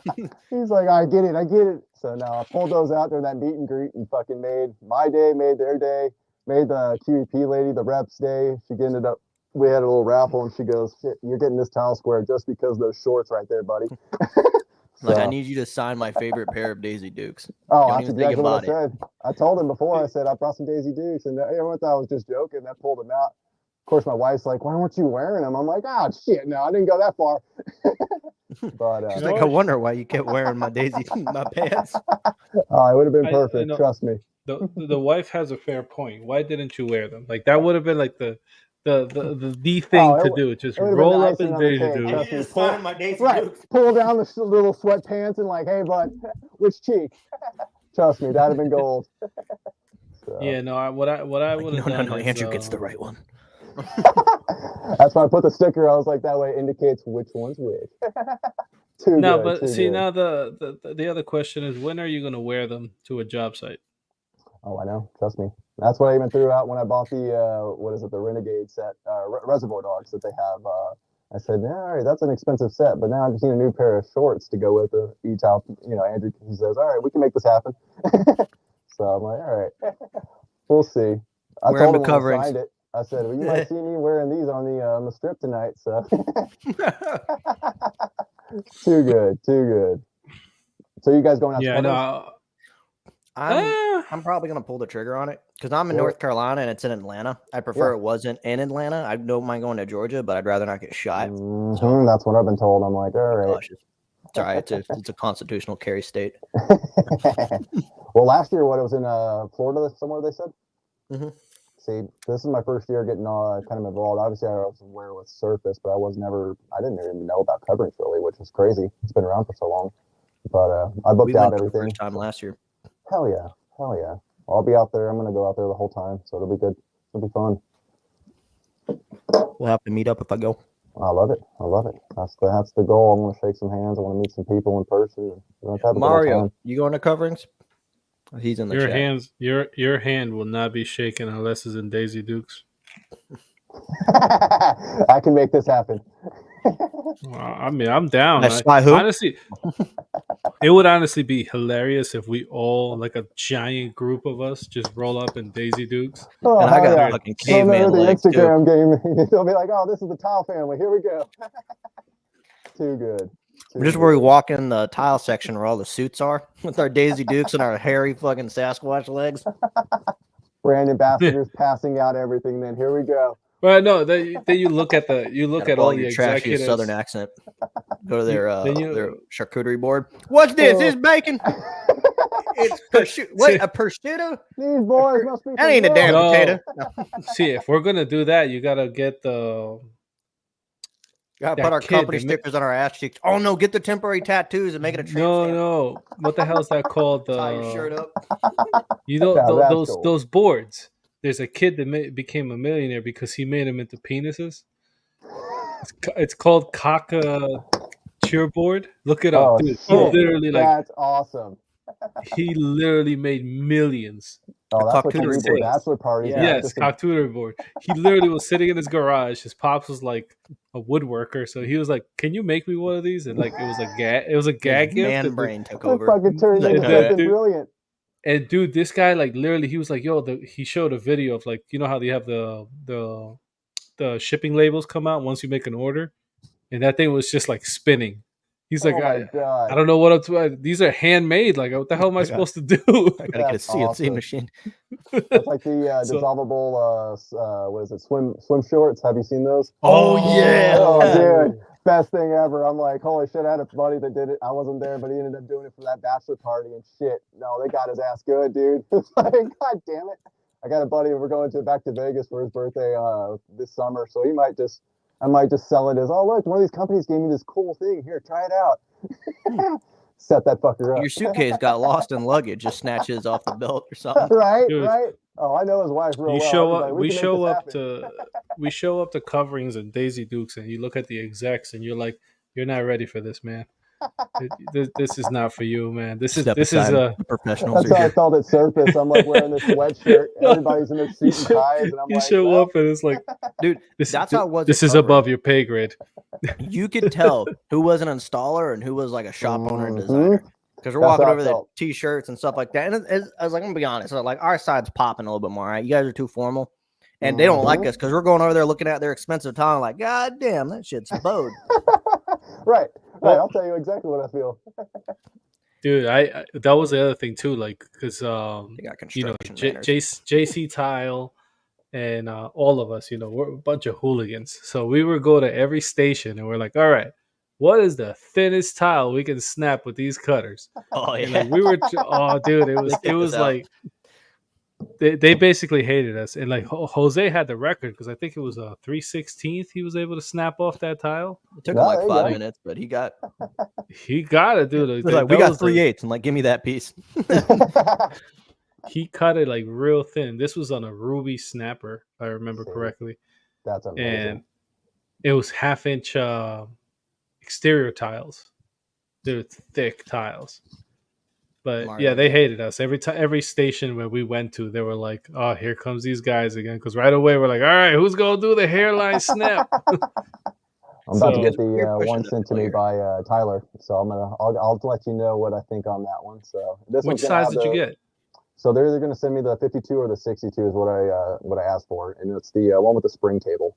So it's going to be the big boy, but that way I told them that way it's not limited to 3x5 tiles is what I'm trying to shoot for. Downside is when you got to start snapping Subway. I've got the Monolith P3 for the 36-inch tile, and I've snapped Subway on it. Yep. I'd be My sitting on man their rolls- countertop Yo, doing just- backsplashes with this thing. Dude, picture a reel like you coming into a room, pushing this thing on wheels, And then like you got this spreading tiny the little entire piece of living room, tile. and then you The pull out a 2x6 Subways. standard. Hey, You that could go pull out a viral. standard 3x6 Subway tile, and then you got to cut a 1/4 inch You off got of to that. batch cut them all. Mm-hmm. And Mario, I got pizza pockets, a little fish stick, and some Texas toast. Now that's a board right there, bud. Oh shit, that's See, awesome. it's so nice to be It's like a 22 Walmart years old. charcuterie board. I miss those years. I got my Dixie plate and some Corona. Oh, I just got can't the believe Rona. of the Bachelor. Those Oh, years dude, have it's like, come yo, I and got the gone. Rona. You got the Rona? How you feeling? Pretty good. Hanging in there. Oh, Yeah, dude. man. No, I got the. Which one did he send me? Did he send me the 42 or the 48? I think you got the 48. I want Yeah, to you say. got the 48. Yeah, because it's got the springboards that you got. There you go. Yep. Because he had sent me one before. I think it was a 40, right? The other one that we used. But instead of having the bar that the cutter rides on, it Mhm. was a beam Tubes. No, two Okay. tubes. tube. And when I would roll it on the tile, it would actually bow. Gotcha. Like literally bow. And I was like, So I was like, listen, I got this project coming up. It's going to be 36 by 72 inch tiles. I need something that I can snap a 36. And I bought a P3 It's Okay. actually in behind the you. off chance. It's actually like literally right behind me. And my kids were using it as a bed for a long time. Oh, I remember you posting that. Yeah, Oh, she's they're like, crushing I on come that. home and like she took the box, put it in front of the TV, threw a pillow over. I'm like, dude, it's a freaking tile cutter. That's gonna be mine. guys I are- got two little ones. I got almost got an 8 and a 4-year-old. Freaking And bone any big sponge box that giveaway. comes in. Oh, don't throw that box away. That's a hideout for me. Who's doing the giveaway? Bricks and Bones. Oh, Where? because I want those you're purple sponges. You're an ambassador for him. I am. because he's the ambassador for him. Yep. Where's my That was free the spot? first No. one, and then they just now been adding on as we go. They've Harry got, got his Harry's one the too. fourth one. Phil from Versatile became the third, and then Missy and Ryan from True Line were the second ones. I want to try that purple one, dude. And Oh, once it's that good. purple I one like came it. out, I was sold. I like it. But- Of course, I didn't mind the other one being so big. I mean, to me, I guess if you got That's what small she hands said. and stuff, then yes, I get it. Then it might be a little more difficult. But naturally, what I like about the smaller one is it's going to be more in those confined areas and the niches and stuff that make it a little bit better, you know. So Well, see, it what I've works always good. done is I cut down the sponges if I need it in a small area. I pitched that to him as well because Lotus Tile. Well, I don't know who I talked to on their Instagram page, and I reached out to them. I said, you guys should make one like Home Depot has that has the scuffing pad on one Yep. side, Yep. and the soft side. I said because when I'm doing after an install and you want to clean the thin set Mhm. before grouting, that thing is clutch. Well, their thing is, they're trying to be a broad company with sponges essentially. So I also pitched that same thing to them as well. I said, make sure it's not patented with QEP or anything, but if not, and try to get that incorporated because naturally that Yeah. can be used for house cleaning or anything you're doing around the Now, house. Car detailing, Exactly. What about chloroform. So Hut's Tile, when I order my my trowels from Hut's Tile, Mhm. the Rafina ones, they also have the sponge that goes with the Ruby bucket. Yes. Mm. Yes. I got one of those from Caladad. Mm-hmm. Right. So I was Now going to that say would be one nice day to look have into something that like too. that to incorporate it as well. Mm-hmm. Because I know if it's purple, this knuckle dragger over here will order it tomorrow. See? Too good. Yes. What about the it? attention span of a freaking goldfish. What'd you say? No. See, I lost the mid No, but what'd you say conversation. beforehand? I said if because Hut's Tile, which makes the slanted trowels, Mhm. the Rafina trowels, they also make a sponge like the one that goes with the Ruby bucket. Yeah, I heard that. So I said Bricks and Bones to make one in purple, and you'd buy it tomorrow. That would work. Yeah. Too good. Hey, your He is- Rafina, the HUD's Rafina, have y'all ever had an issue with the back separating from the handle? I haven't bought one yet. Just because Okay. I don't. Damn, what do you do to the poor things? Jesus Christ. That's what I'm wondering. But no, I think mine was just defective, and they ended up. Caladat sent me a new one to replace it.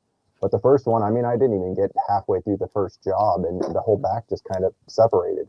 Could have been a bad weld. That's when I was wondering. So obviously, Yeah, I mean, I'm a Frosch guy. Like, Mhm. I love my Frosch trials because they were so consistent with the cleaning. That was the one thing about the Frosch. The only downside of the Frosch trials, which I did told them, I said, you guys might want to laser etch the sizing on them or something, some kind of indicator, because they come with no labels whatsoever. Gotcha. So that was my biggest thing. But those things were so polished, like polished, Oh, that beautiful. when you were done at the end of the day, you took a sponge and wiped it and they were done. That's beautiful. So I don't need to Frosch laser Frosch etch. I know what that quarter by quarter. I know what a quarter is. Don't worry. I have so many. I mean, I we're had the whole talking set about for the DIYers. right. Like I got a built-in gauge. Yeah, that's quarter. No. Now the Ruby ones I've used for many years. They were good, but now I switched over to the HUDs, and then just recently got a couple of this QEP, the cork handle, which those work nice too. For what QEP I just is. used it. I used the HUD today for the first time. Today was it today? Yeah, today and yesterday. Heck yes. And I used a 1/4 inch one for 4x12s, and the coverage was actually pretty. The coverage I was getting was pretty much the same as a 1/4 by 3/8, See, there you go. which is kind of weird. Like it was getting really good coverage, which is adequate. hmm I also like 1/4 by 3/8 is one of those sizes like it's perfect for what you need, but if you push on that tile too much, You're going to be now you're popping it getting out those and weird rebutter. demps. Yeah. Yep. The HUD trial was perfect. Like as long as you have a flat wall, I guess that's Right. the other key thing. Right. Like I wouldn't Float use that yourself out quarter. accordingly. Yeah, no, I wouldn't use if the walls are out of whack. I would go with the 3/8. But I know that they were flat because I checked them. So I the 1/4 I was Mhm. safe. But if you have any kind of dips or bumps, 1/4 by 3/8, 1/2 inch is overkill unless you're doing large tiles. Right. And I have Even then, tile they're freak moving one. away from them. People are moving to the Euro trials. They're talking about removing the 1/2 by 1/2 trowel out of the standard. See, I like the 1/2 by 1/2 personally. I mean, I've used the Euro one, which they call Omar refuses to use a 1/2 by 1/2, man. I use it on my 12 by 24s or anything higher.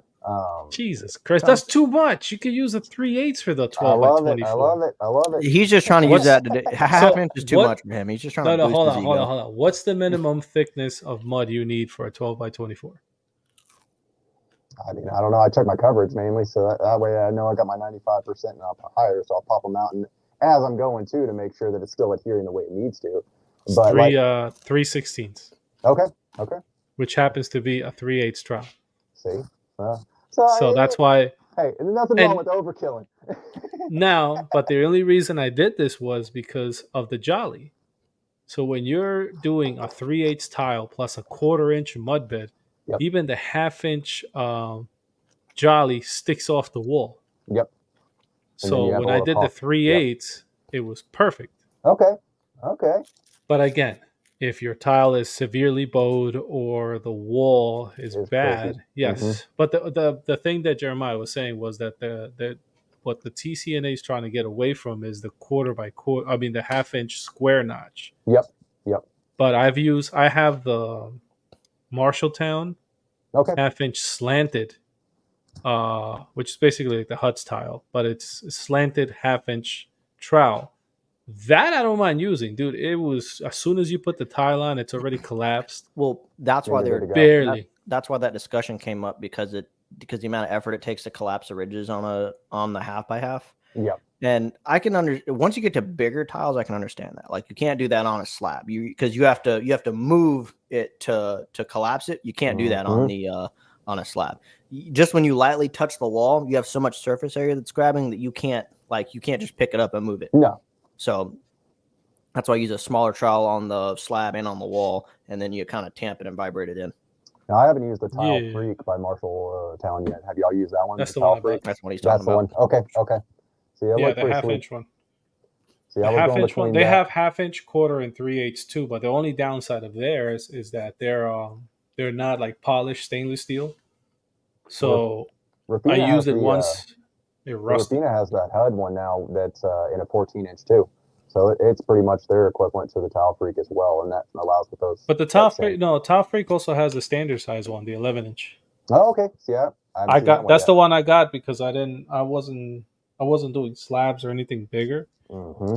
Once we get into that, then I'll order the 14s because obviously it's so much like I need a 14-inch 1/4 by 3/8 trowel or 1/4 by 1/4 trowel because when we're doing uncoupling membranes, it's so much easier to spread with that thing. Yep. I've got a Goldblatt. I think that's how you pronounce that brand. Oh yeah, Goldblatt, whatever. I've got a 14-inch 1/4 by 1/4, and it came with my 8 by 8 trowel that I use for all my membranes. But it came with that 1/4 by 1/4 14-inch one, and it was awesome. I use that for all my membranes. Hell yeah! It spreads so much, so wide. See, I'm getting into are using a lot more Weedy, and they don't have the membrane in there, so you just got the sealant. So far, I haven't had any issues with them. So I mean, it's something that I'm going to stay with. Yeah, how's the price point for that? You know, it's okay. I think he broke it down to me today when I bought it. I think it was like $3 a square foot, give or take. But what I can get on those is 4x8 sheets, so you have a hell of a lot less seams depending on your room. So I'm doing this next trial that I'm bidding out right now. We're doing 4x8 sheets because the Wayne's is going to go up to about 42, and we'll be able to split those boards in half and have minimal weights. You don't mess with GoBoard? So first time, I was going to ask you guys about that. So I'm actually using that on a floor project that I'm on right now. Got the 1/4-inch boards for the floor. What do you recommend cutting that with? Just a grinder, or what do y'all cut with? GoBoard? A box cutter, man. Box cutter. Okay. Hey. Prison shank, box cutter. Love it. Oscillator. That's the nice part about it is you can score one side and you fold it and snap it. Okay. Or you can score all the way through. Okay. So what you're gonna find, we've said this on many episodes where we compared every system out there from Weedy all the way to Guru, all the membranes, every single one. You just could not beat GoBoard with either a dry pack or a foam pan from any of the distributors, really, because they're all pretty much in the same price point. Mm-hmm. And then membrane on top for the pan. Okay. Which was roughly, I think it was between $600 or $800 for the whole kit, including a FlowFX drain. That's so awesome. Some people like Weedy, but you're also now limited to that. Right. Like you can't put a FlowFX drain with them because their warranty will go out, and versus you being the warranty. You know what I mean? Because you do a selling point with Weedy is they give that 10-year standard warranty to the homeowner on the system. Now, and if you get it installed by a certified installer, then they go up to a 20-year warranty. So that's a good selling point to where you as the company don't have to offer it, but you as Weedy, they will offer that to the homeowner. So that's a selling point. Yeah, but that's on that is at the end of the day, the insurance or not the insurance, the warranty is going to fall onto me because they're not going to. They're going to point back. Yeah, they're going to point back at you. Yeah, I was going to say they're not going to look at it and be like. So that's like, not that like say they wouldn't cover it, but what I'm saying is like I know for like Dietrich Heat they'll cover your like labor cost and everything if it fails because it has. Yep. But I think most companies will come in and be like, okay, well. Right. You were using the wrong stud. Check to see if that whole wire's been nicked by you, and it's like, oh no, that's your fault. Right. Or like what shoes are you wearing when you laid this out? Did you kneel down on this pan? You know what I mean? So ultimately, we don't warranty QEP trowels. Yep. Right. Like I don't find that the warranty, like it's nice to have manufacturer warranty. Yep. But in a point of failure, they could easily be like, we'll give you the material. But we're not paying for the installation because when you bought our material, you didn't buy the installation. You just bought the material. That's so true. Yep, that's so true. You know what I mean? So that's why, I know people hate the Frankenstein showers. And boy, do I ruffle feathers with that one. I made a board meeting video about it. But ultimately, it falls down to me. That shower leaks, I'll go in there and make things right. Yep. That's just it. I mean, stuff happens. We're not perfect. We're not...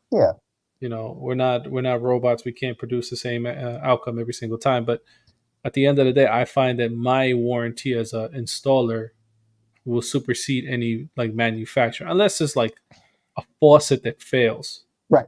You know what I Right. mean? Like, Right. but as far as the waterproofing goes, like, okay, Curdy, Guru, No Flow, it's the same thing. hmm You know what I mean? Each one has their gripes. Oh, you have to use All Set, otherwise it won't cover the warranty. Okay, but prior to All Set, it was unmodified then set, right? Right. For Right. the longest.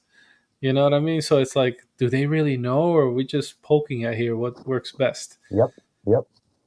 So And also too, when you do those systems, you get to take the best of everything. So Go board, price to performance, good to oh get. yeah, 100%. And it's a foam board, so we do that. Then of course I'm so spoiled, I won't use anything except the Flow Effects strain unless I'm required to. I like the Flow Effects.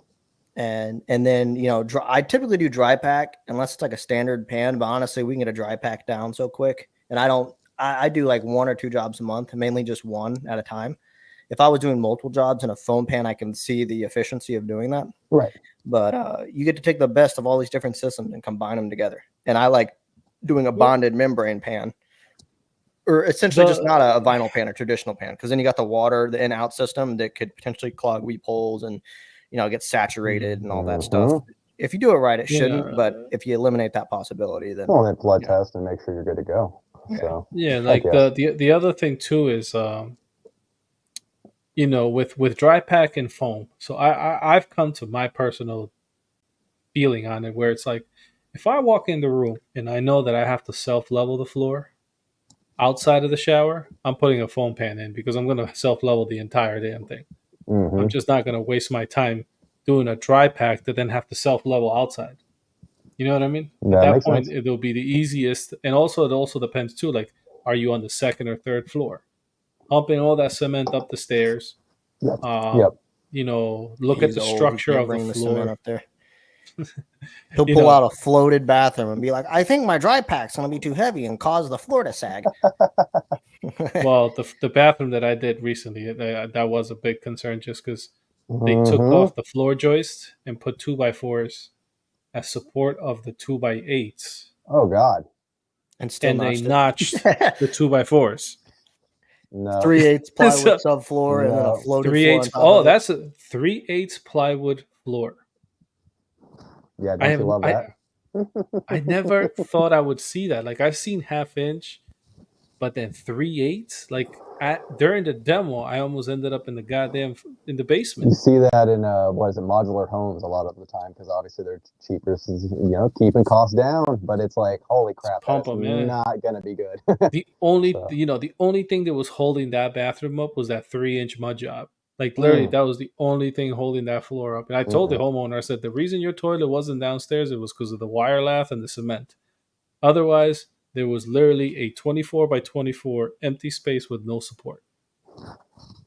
So yeah, luckily when I was project managing, I had a project I was watching, and the installer did everything correctly. Well, then the plumber came in. Plumber notched the shit out of our joist just because he needed to move the drain right where it was at. So instead of doing 3 inches like you can do, we did about 6 on a 2x8.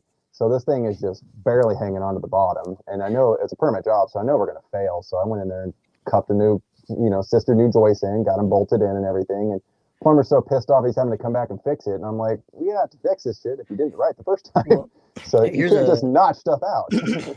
Here's a trick that works. To help you out. I had a job like that where I had engineered I-joists and someone had caught the top out of it to run their plumbing.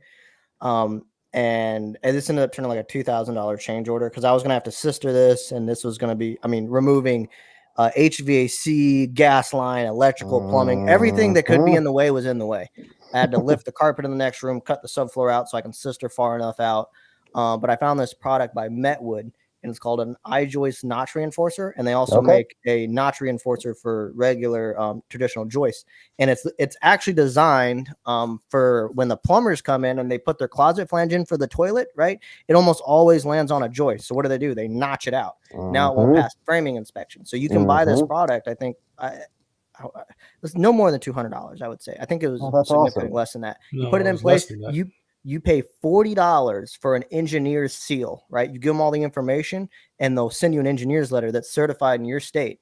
Oh, that's awesome. So now what you do is you slide it over that area. You don't have to address anything. You put the screws that they provide in there, and then you do you show the inspector your engineer's seal, it passes. That's a sick little shortcut right there.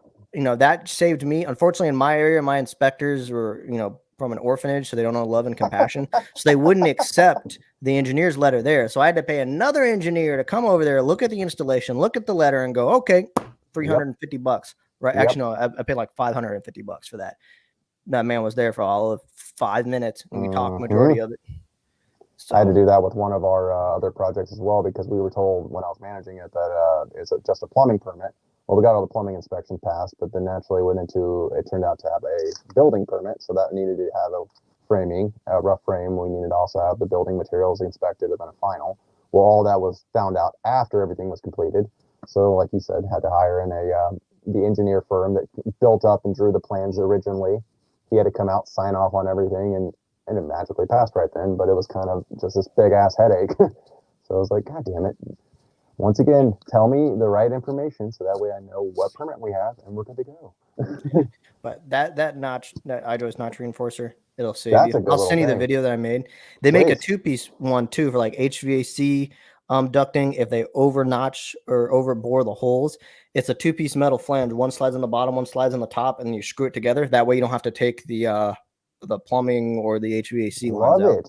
Oh, that's a good So- little. Somebody made a great invention there. Yeah, Hell but it saves you all that time from having to cut out other stuff, sister it, reinforce the floor, all that extra stuff. So So when you get into those like you said, the engineer lumber, I mean, Can't touch here it. in Colorado, you can't touch it. And as soon as you're fucked, then you've got to really replace it essentially. And Yeah.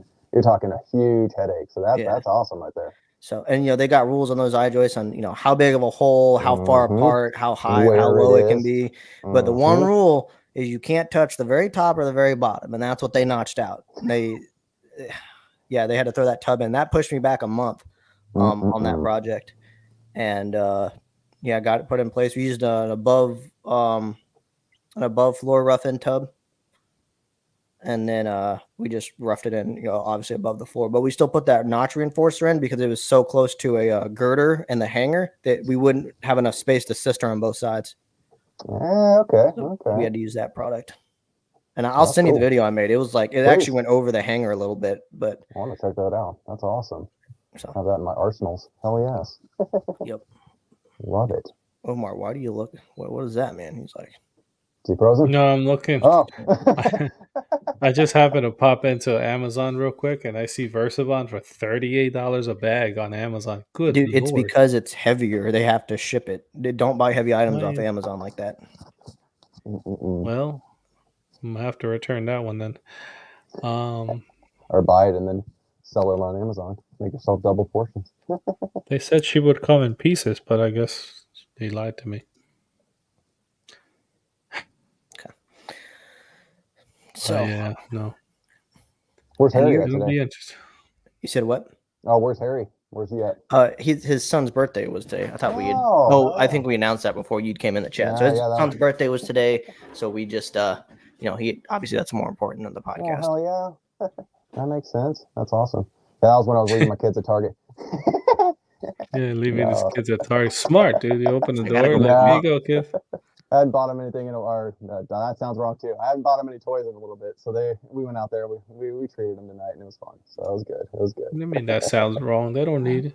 Well, that's the truth. But no, I bought my stuff. I spoiled the hell out of my kids, but they're going on a trip in a couple weeks with my wife, and they don't know where they're going. They think they're going to New Mexico. They end up going to Disneyland. So they're gonna have some money there. They're gonna have fun there. But I get to stay and work, so that's what Dad gets to do. Honestly, I'd take it. Hey, I'm gonna get the Now house to next- myself. Next time it's like, you're going to Disneyland again. Oh, really? Dentist. Right. Got him. Shit, I don't mind riding stuff. I like it. It's fun out there. But no, I'll have the house to myself. Take me back to the college years. It'll be good. Duffy is free. Yeah. He will be. I ate ice cream in my underwear because I Right, could. right? We got You're gonna see. You're gonna see the. Y'all know where I can get an apartment? What'd you do? He said Oh, college years. He took it personal. Oh man, it brings you back. I'm already like I said, I just turned 36. So when you say you're 22, I'm like, oh, enjoy those years. Yes, enjoy those youthful years, because I'm telling you, I think the turning point, right? You have to admit, it was 30. As soon as you turn 30, you woke up and you're like, why does this hurt? Yep. For no Yep. random reason. Yep. Like, just what the hell? Well, seeing that You okay? 36 number, I'm like, okay, but then I'm realizing how close I am to 40 now, and I'm like, oh shit. Dude, All right, it's happening. I realized that today I'm walking in the house and I'm like, okay, normally my knees hurt when I'm bent down and doing tiling. I'm like, now they're hurting when I walk. That's not good. What's happening? Yep, that's the one It's thing. clicking. It hurts. Well, And tell them to hurry up next time. No. I knew that was Oh, coming. that's a But good one. I knew I threw the alley oop. You know, he just slam dunked it. I Yeah. just grabbed it, Gotta intercepted. wear Yeah, those knee it's like, pads. Gotta wear "Hut-too." those knee pads, buddy. And Couldn't that's the keep it thing too too. long. Like now So it's much for those no cries. No. oh no, dude, I can't wear the no cries. It's painful. So I don't strap the knee pads anymore. The pro knees. Got Yeah. thin skin. Because even that hurts. So it's like God. now it's just like I basically might have to move to the kneeling pad now. See? That old, huh? Once you get I old enough, wanna- they make it for wheels with wheels on them. So the problem with the kneeling pad is that I am notorious from like the kneeling pad is there and I'm like, oh, okay, so I'll You just just kneel hop this way where it's not, and it's like a sharp stone or something that's gonna Mhm. just keel me over, and you just see me like and I just bought one of those kneeling pads, and then I ended up just using it for my back butter station. So I just put my tile on there and back butter them. That way it stays nice and good. smart, But I'm like, smart because they don't move. a Smart good little 'cause it tool. doesn't Put a little bit move. of water on it, it'll be stuck to the floor. oh, dude, yeah, I don't want to pin it to the floor. Heck no, heck no. Yeah, no, I got I What do got y'all? I don't So you like pro knees though up till that point? I saw them at Surface, and I hadn't ever personally used them yet. So I mean, So pro knees, if you install large floors, mhm. get the ones that look like catchers, the one the the ankle braces. shit. Yep. I mean, but Looking like like I'm Forrest talking like Gump. 2,000, yeah, like 2,000 like square feet of tile. Okay. Those will be amazing. And also at that point, you might as well get the one with the wheels on it. Oh, that's badass. Okay. But then they have the other model, which is just the knee pads. Yep. Great for tiling, but because of the size, they tend to get hooked up. They get hooked up. You bang, and sometimes you like because they're so square and so comfortable and so thick that when you kneel just slightly off of it, the knee pad just like flicks on Damn. you. Damn. No. And So- also, too, if you run down the steps, they slide down. Oh yeah, they go right If you're down like the in ankle. commercial applications where you're the guy and you got a cut guy that's running to you, or you're able to cut right then and there, and you're on your Perfect. knees the whole time, it's great. Good to go. But- Okay. But a like house remodel, it would it serves its purpose. Like once I get my first 2 rows turn on the every shin guards real shower, quick. I take them off right off the Okay. bat. I take them off, and then or if I'm doing a demo, I just use my no cries, which are smaller. You know, Okay. you're not going to be constantly on your knees. You're just going to kneel down every once in a while. But for the first few rows, once you have to like literally like lay down and see if the hairlines are matching, you know, Mhm. once you get past that phase, then you're like, all right, I'll take them off, and then not wear them again Wow. because they're bulky. They really are bulky. Great knee pads, whatever the I've been hell the using, foam is. I've been using Great. Duluth for the last like 3-4 years. Duluth Trading Duluth Company. makes knee pads. They do. So I've got ones that actually have the square plastic on top, so you can actually walk on those. But then I've got a nice soft one as well that I use for when the floor's finished and I'm crowding, so that way I'm not damaging anything. But they're pretty damn comfortable, and for the most part, they don't move on me. They're just single strapped, but they're not heavy or anything. They pretty damn comfortable. I'm open to trying other things, but I mean, I would not replace them because of anything bad about them. They're just getting worn and torn right now. So, but they've, like I said, served about 3+ years, so it's time. So, I just use youth. No, see, I used to be Superman. So No, I grind these I've fucking got knees to. up. The guy that taught me tile, he'd literally smack me over the back of the head, and he's like, "Go get your knee pads." And yeah, you know, no, I did that mistake as a plumber. I was like, I'll be all right. Superman years. That's when we were young and dumb, right? Yep. now you're just not young. Yeah, no, still dumb though, buddy. That No, happened. to me, dude, right now, to me, Now the you're just dumb biggest and old. thing That sucks, doesn't it? that I wish too somebody good. would have taught me was like, hey, protect your back. You know, because like you could deal with knee pain, you can deal with any other kind of pain. Back pain, that's a different kind of pain. Like I've there's literally no had my sciatic lock up on me, and I've been walking around fucking hunched over. Had a homeowner being like, "You gotta leave." I'm like, "I'm almost there. I've got a couple more rows." But shit. Yeah, no, I've had where like, yeah, like you said, just a minor tweak. It could be like literally like I had to pick something up off the floor, and that's enough to set it off. And you're like, oh God, here we go. Mhm. You catch me laying down on the floor, which I think I'm taking a nap. I'm like, "No, I'm just straightening out my back. Just leave me alone. Give me 5 Yeah, minutes." just hold on, it's gonna click back into place. Give me a minute. See, for me, and I need to get better on my back too. But I'll where it sucks for me is when you lay down at the end of the day. Like I don't feel anything until I lay down and all your muscles have a time to relax, and then you take that one Mhm. exhale and you're like, oh, And then it locks up on yeah, you. And like you're Oh, no. exhaling hurts, and you're like, oh, it's like I don't want to No. breathe right now. yeah, I'm gonna get back up.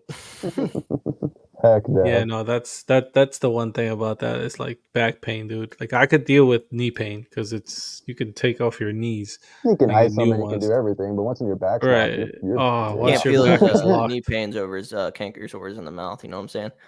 That's just- Can't feel his Oh, knee Dude. pain over his jaw pain. dude, I'm telling you, I no back pain. I It's don't serious. know. Yeah.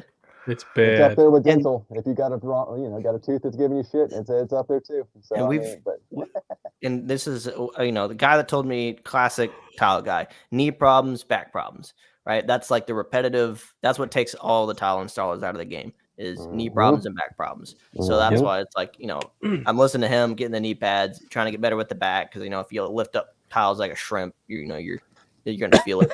I got And- used to these thin set bags. They're about 40 pounds, or 40 pounds to 50 pounds, give or take. Well, the other day I was grabbing some concrete, and they're up to 80 pounds, and I'm like, holy shit, it's like twice as much.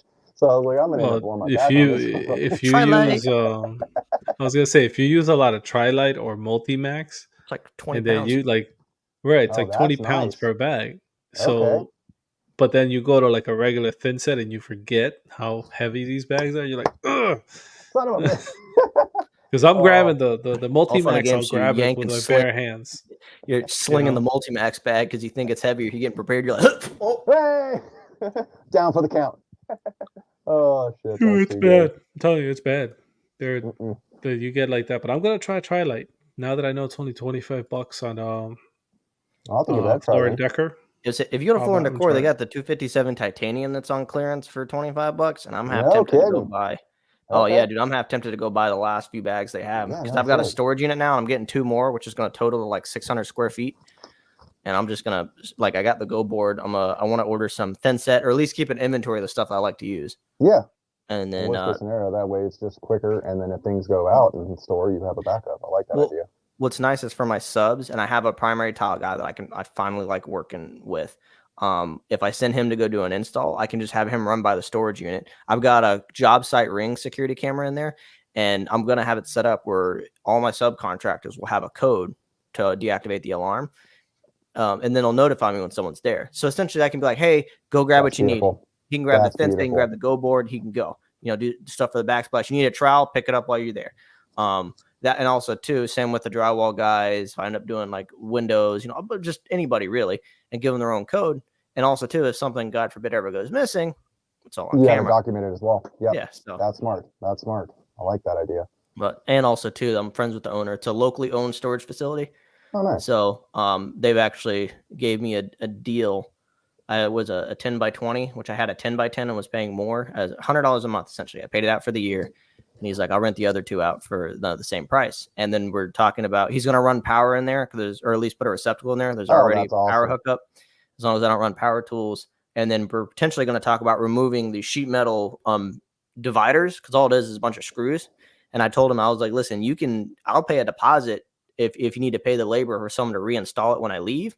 Mhm. It will leave the panels in there." And then that way I'm able to walk through all 600 square Travel feet. all of them. Oh, that'd Yep. be beautiful. So That'd be real nice. he's a little more open to that. I've already told him, I was like, hey, can I put gravel in front of where my unit is? Because my truck digs into the mud. And it's like, and I go there every other day. So, and they're like, yeah, that's fine. So I'm going there. I was like, I'll tamp it down.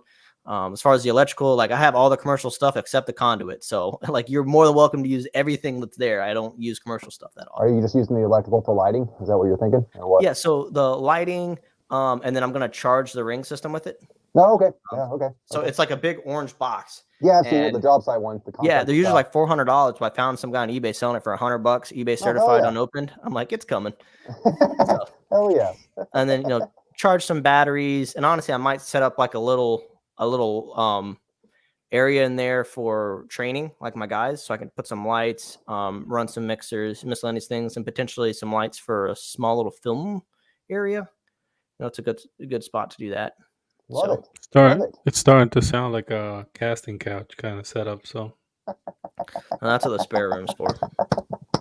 That's the other unit that's not getting the wall divided. Take it out. Okay, so Skyline, you weren't there for that on the coverings. I think Omar, you were there too. We were all walking together, and we go to this one booth, and it's this big orange booth and this one black couch just sitting there. We all looked at each other like casting couch.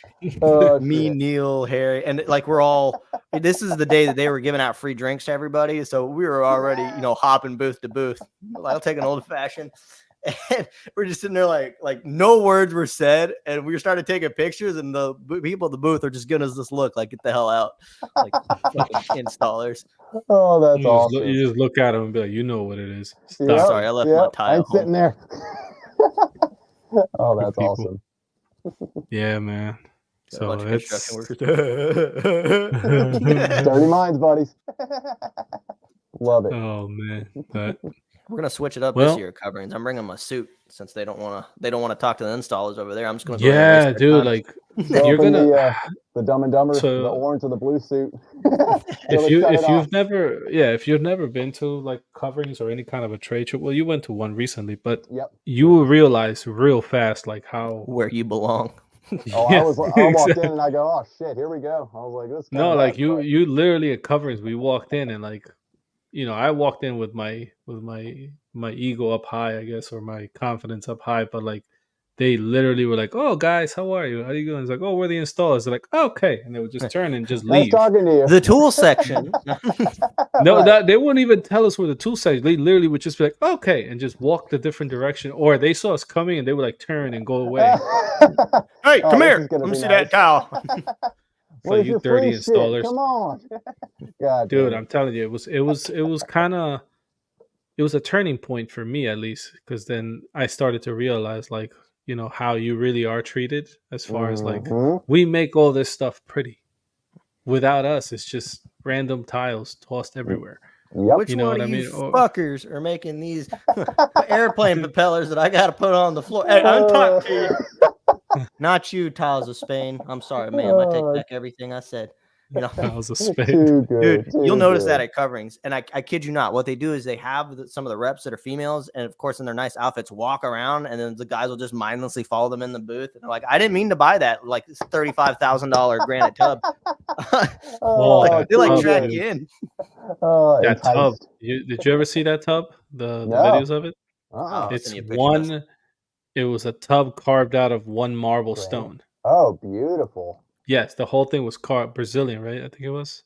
I think it came from Brazil. Yeah, it might have been. But it was one piece. Like you would need, essentially, you would be installing this in a house where it has no walls because there would be no other way to get that thing in there. Yeah. Oh, they said it had to be installed on the first floor.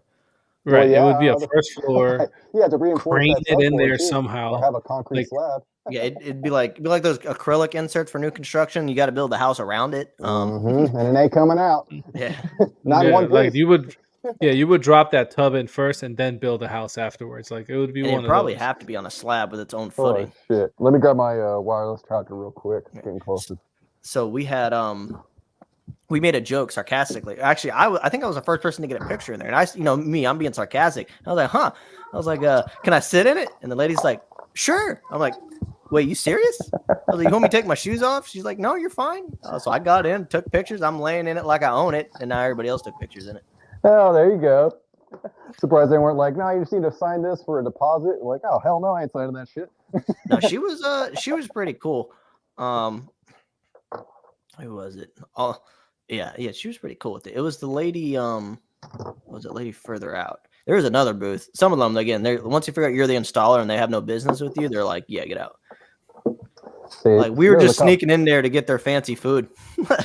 That's like how Surface was, because obviously they got concrete, they got flooring, and then carpet as well. So I mean, essentially, you're walking by and they realize, oh, you're tiled, and I have no interest in you.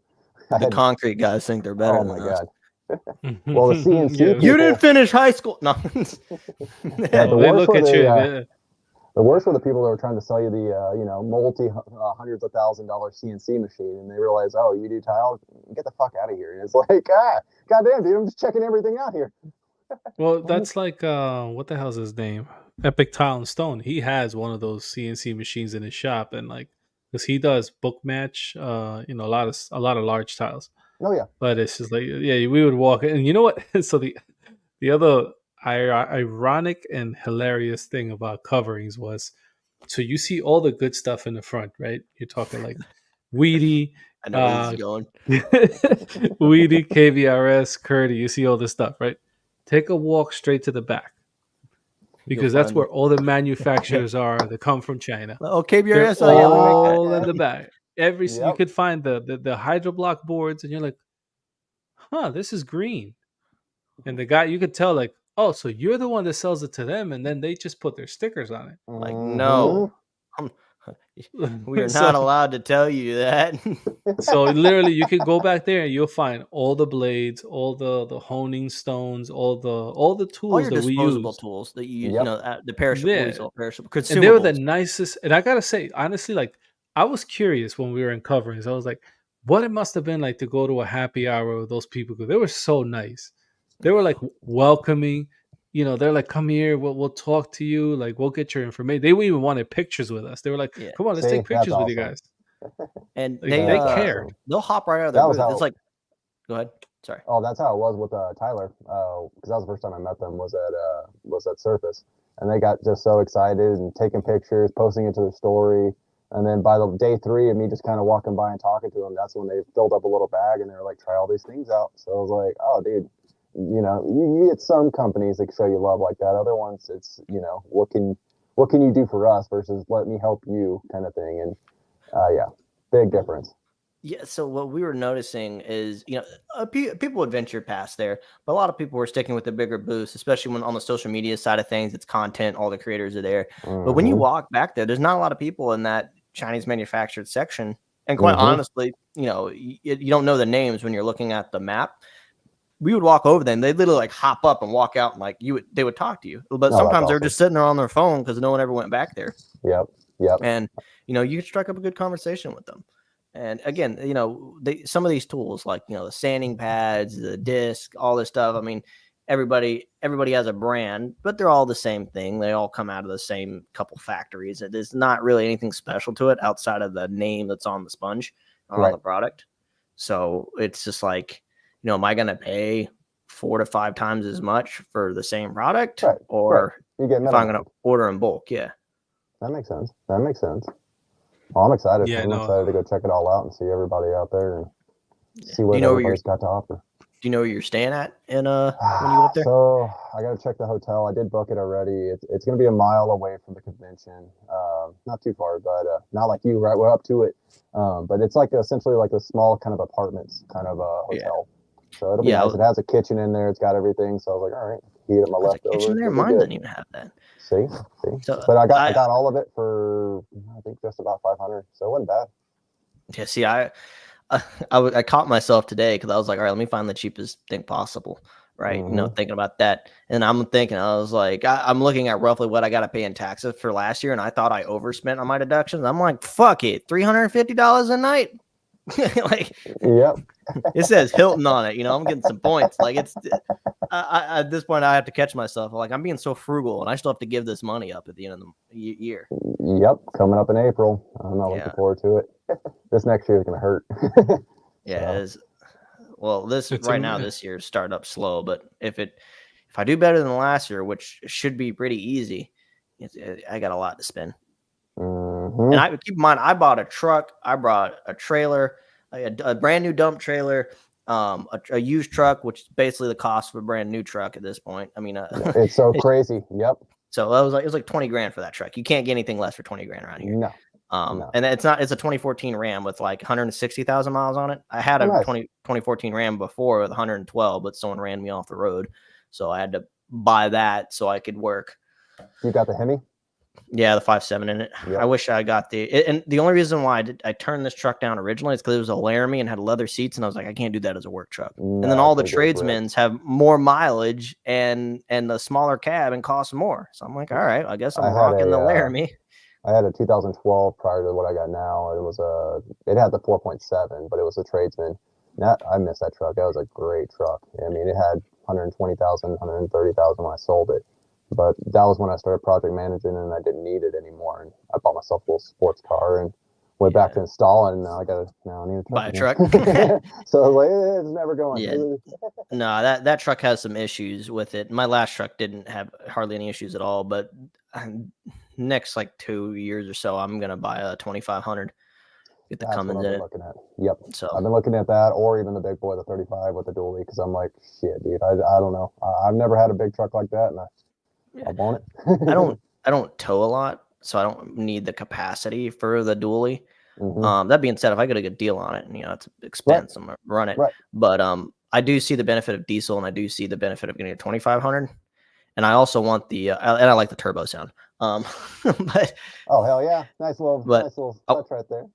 yeah, I want to get the crew cab and I want to get the 8-foot bed because Dodge does that thing where you get a full size cab and a 5'7" bed, and I it's hate annoying. that. That's what I had on that one, and oh, dude, it sucked. I mean, it was okay, but you still had to drop the tailgate to get to your 8-foot sheets, and no, I hated it. So totally on board. I want an 8-foot. The diesel's nice because naturally it's gonna last a hell of a lot longer. Yes. So that's where I like it. So my Yeah, buddy it's a just got a new Chevy 2500 diesel, and beautiful truck. So I'm like, oh man, lucky bastard. Must be nice. Must be Omar's nice, right? Omar's on track for a new truck too. That's the goal as well. Right now, I'm just trying to be on track to make work. Jesus Christ. Yeah. Mm-hmm. Well, I thought you were well, you need to. You're looking into it essentially. Yeah, no, it's with everybody. They see the awesome bathrooms that you build, and then they call you and they're like, "So how much is it?" You tell them how much, Yeah. and they're like, "Oh, Yeah. oh, yeah." See, I ran Oh. data where I worked as a project manager, and they don't overcharge, but they're very expensive. So essentially, I found the data there, and I was able to kind of cut that in half to where I'm not cheap, I'm not expensive, I'm right in the middle, and it's a good selling point. But you still find those ones where they just want cheap ass work to make it look great, and I'm like, that doesn't exist. Oh yeah. and I feel bad for you if you get somebody like that because you're taking advantage of them. So it's no. What I did is, this person had a pretty extensive shower, and we went through it, and I was like, all right, we got like a $23,000 shower here. What's your budget? And they're like, yeah, we're looking at like $5,000. I was like, your material is $3,000 right now. So they want you to do it for the $2,000. plumber is going to charge me $1,000 no matter what. Your permit's $500. Like, at what point do I get paid? Like, they're like, I was like, yeah, no. You're just going to do my bathroom for me. It's like, no. And then those people usually are so. I mean, you do quality work, obviously, but they can be just so picky because they're like, no, I want it perfect. And no, you're not paying for that. It's ridiculous. Yeah. No. So you got the project management side. And this is going back towards the live I was on earlier with Dimitri. What do you do for lead generation? Sorry. What do you mean by that? I apologize. Like, what's your main source of lead generation? Word of mouth? What do you do digitally? For right now, naturally, I've got a guy that he sells tile, and he's able to push my name on that. Otherwise, I've connected with a few other companies here, an installer up north, and then also a glass company. I refer them for glass work. They refer me for tile. Gotten also with some realtors as well. That's a great shoe-in. That's what I did way back when I ran handyman as well. So realtors are your bread and butter. Now, do you offer commission to them? Yeah, well, what I do is essentially give them like a 2%, depending on what we do. That's a referral fee. Then naturally, if they need more, depending on what we're getting paid. But some of these jobs, they can be anywhere from 50 to 100, and 2% all of a sudden $1,000 to $2,000 to them. So it makes it worth their while. So. And the guy was selling my tile, he's essentially making margins off of me bringing in the customer and selling the tile too. So it's a good benefit for everybody. So it's been working. And then naturally, word of mouth is always key, keeping a reputation nice and good. So. Yeah, I've experimented with doing commission work, but of course there's a commission fee, and I don't really know what's a good fee to start out with. Because like I could tell a realtor, it's like, hey, they can refer me, but then they don't get any benefit off of it, right? Right. I mean, Right. It's not like they can refer me unless they're referring me to get the house ready to sell, Right. But usually that's not the case. It's going to be the seller or the buyer that wants to change something on it. So that's why I'm trying to figure out what's a good commission to offer.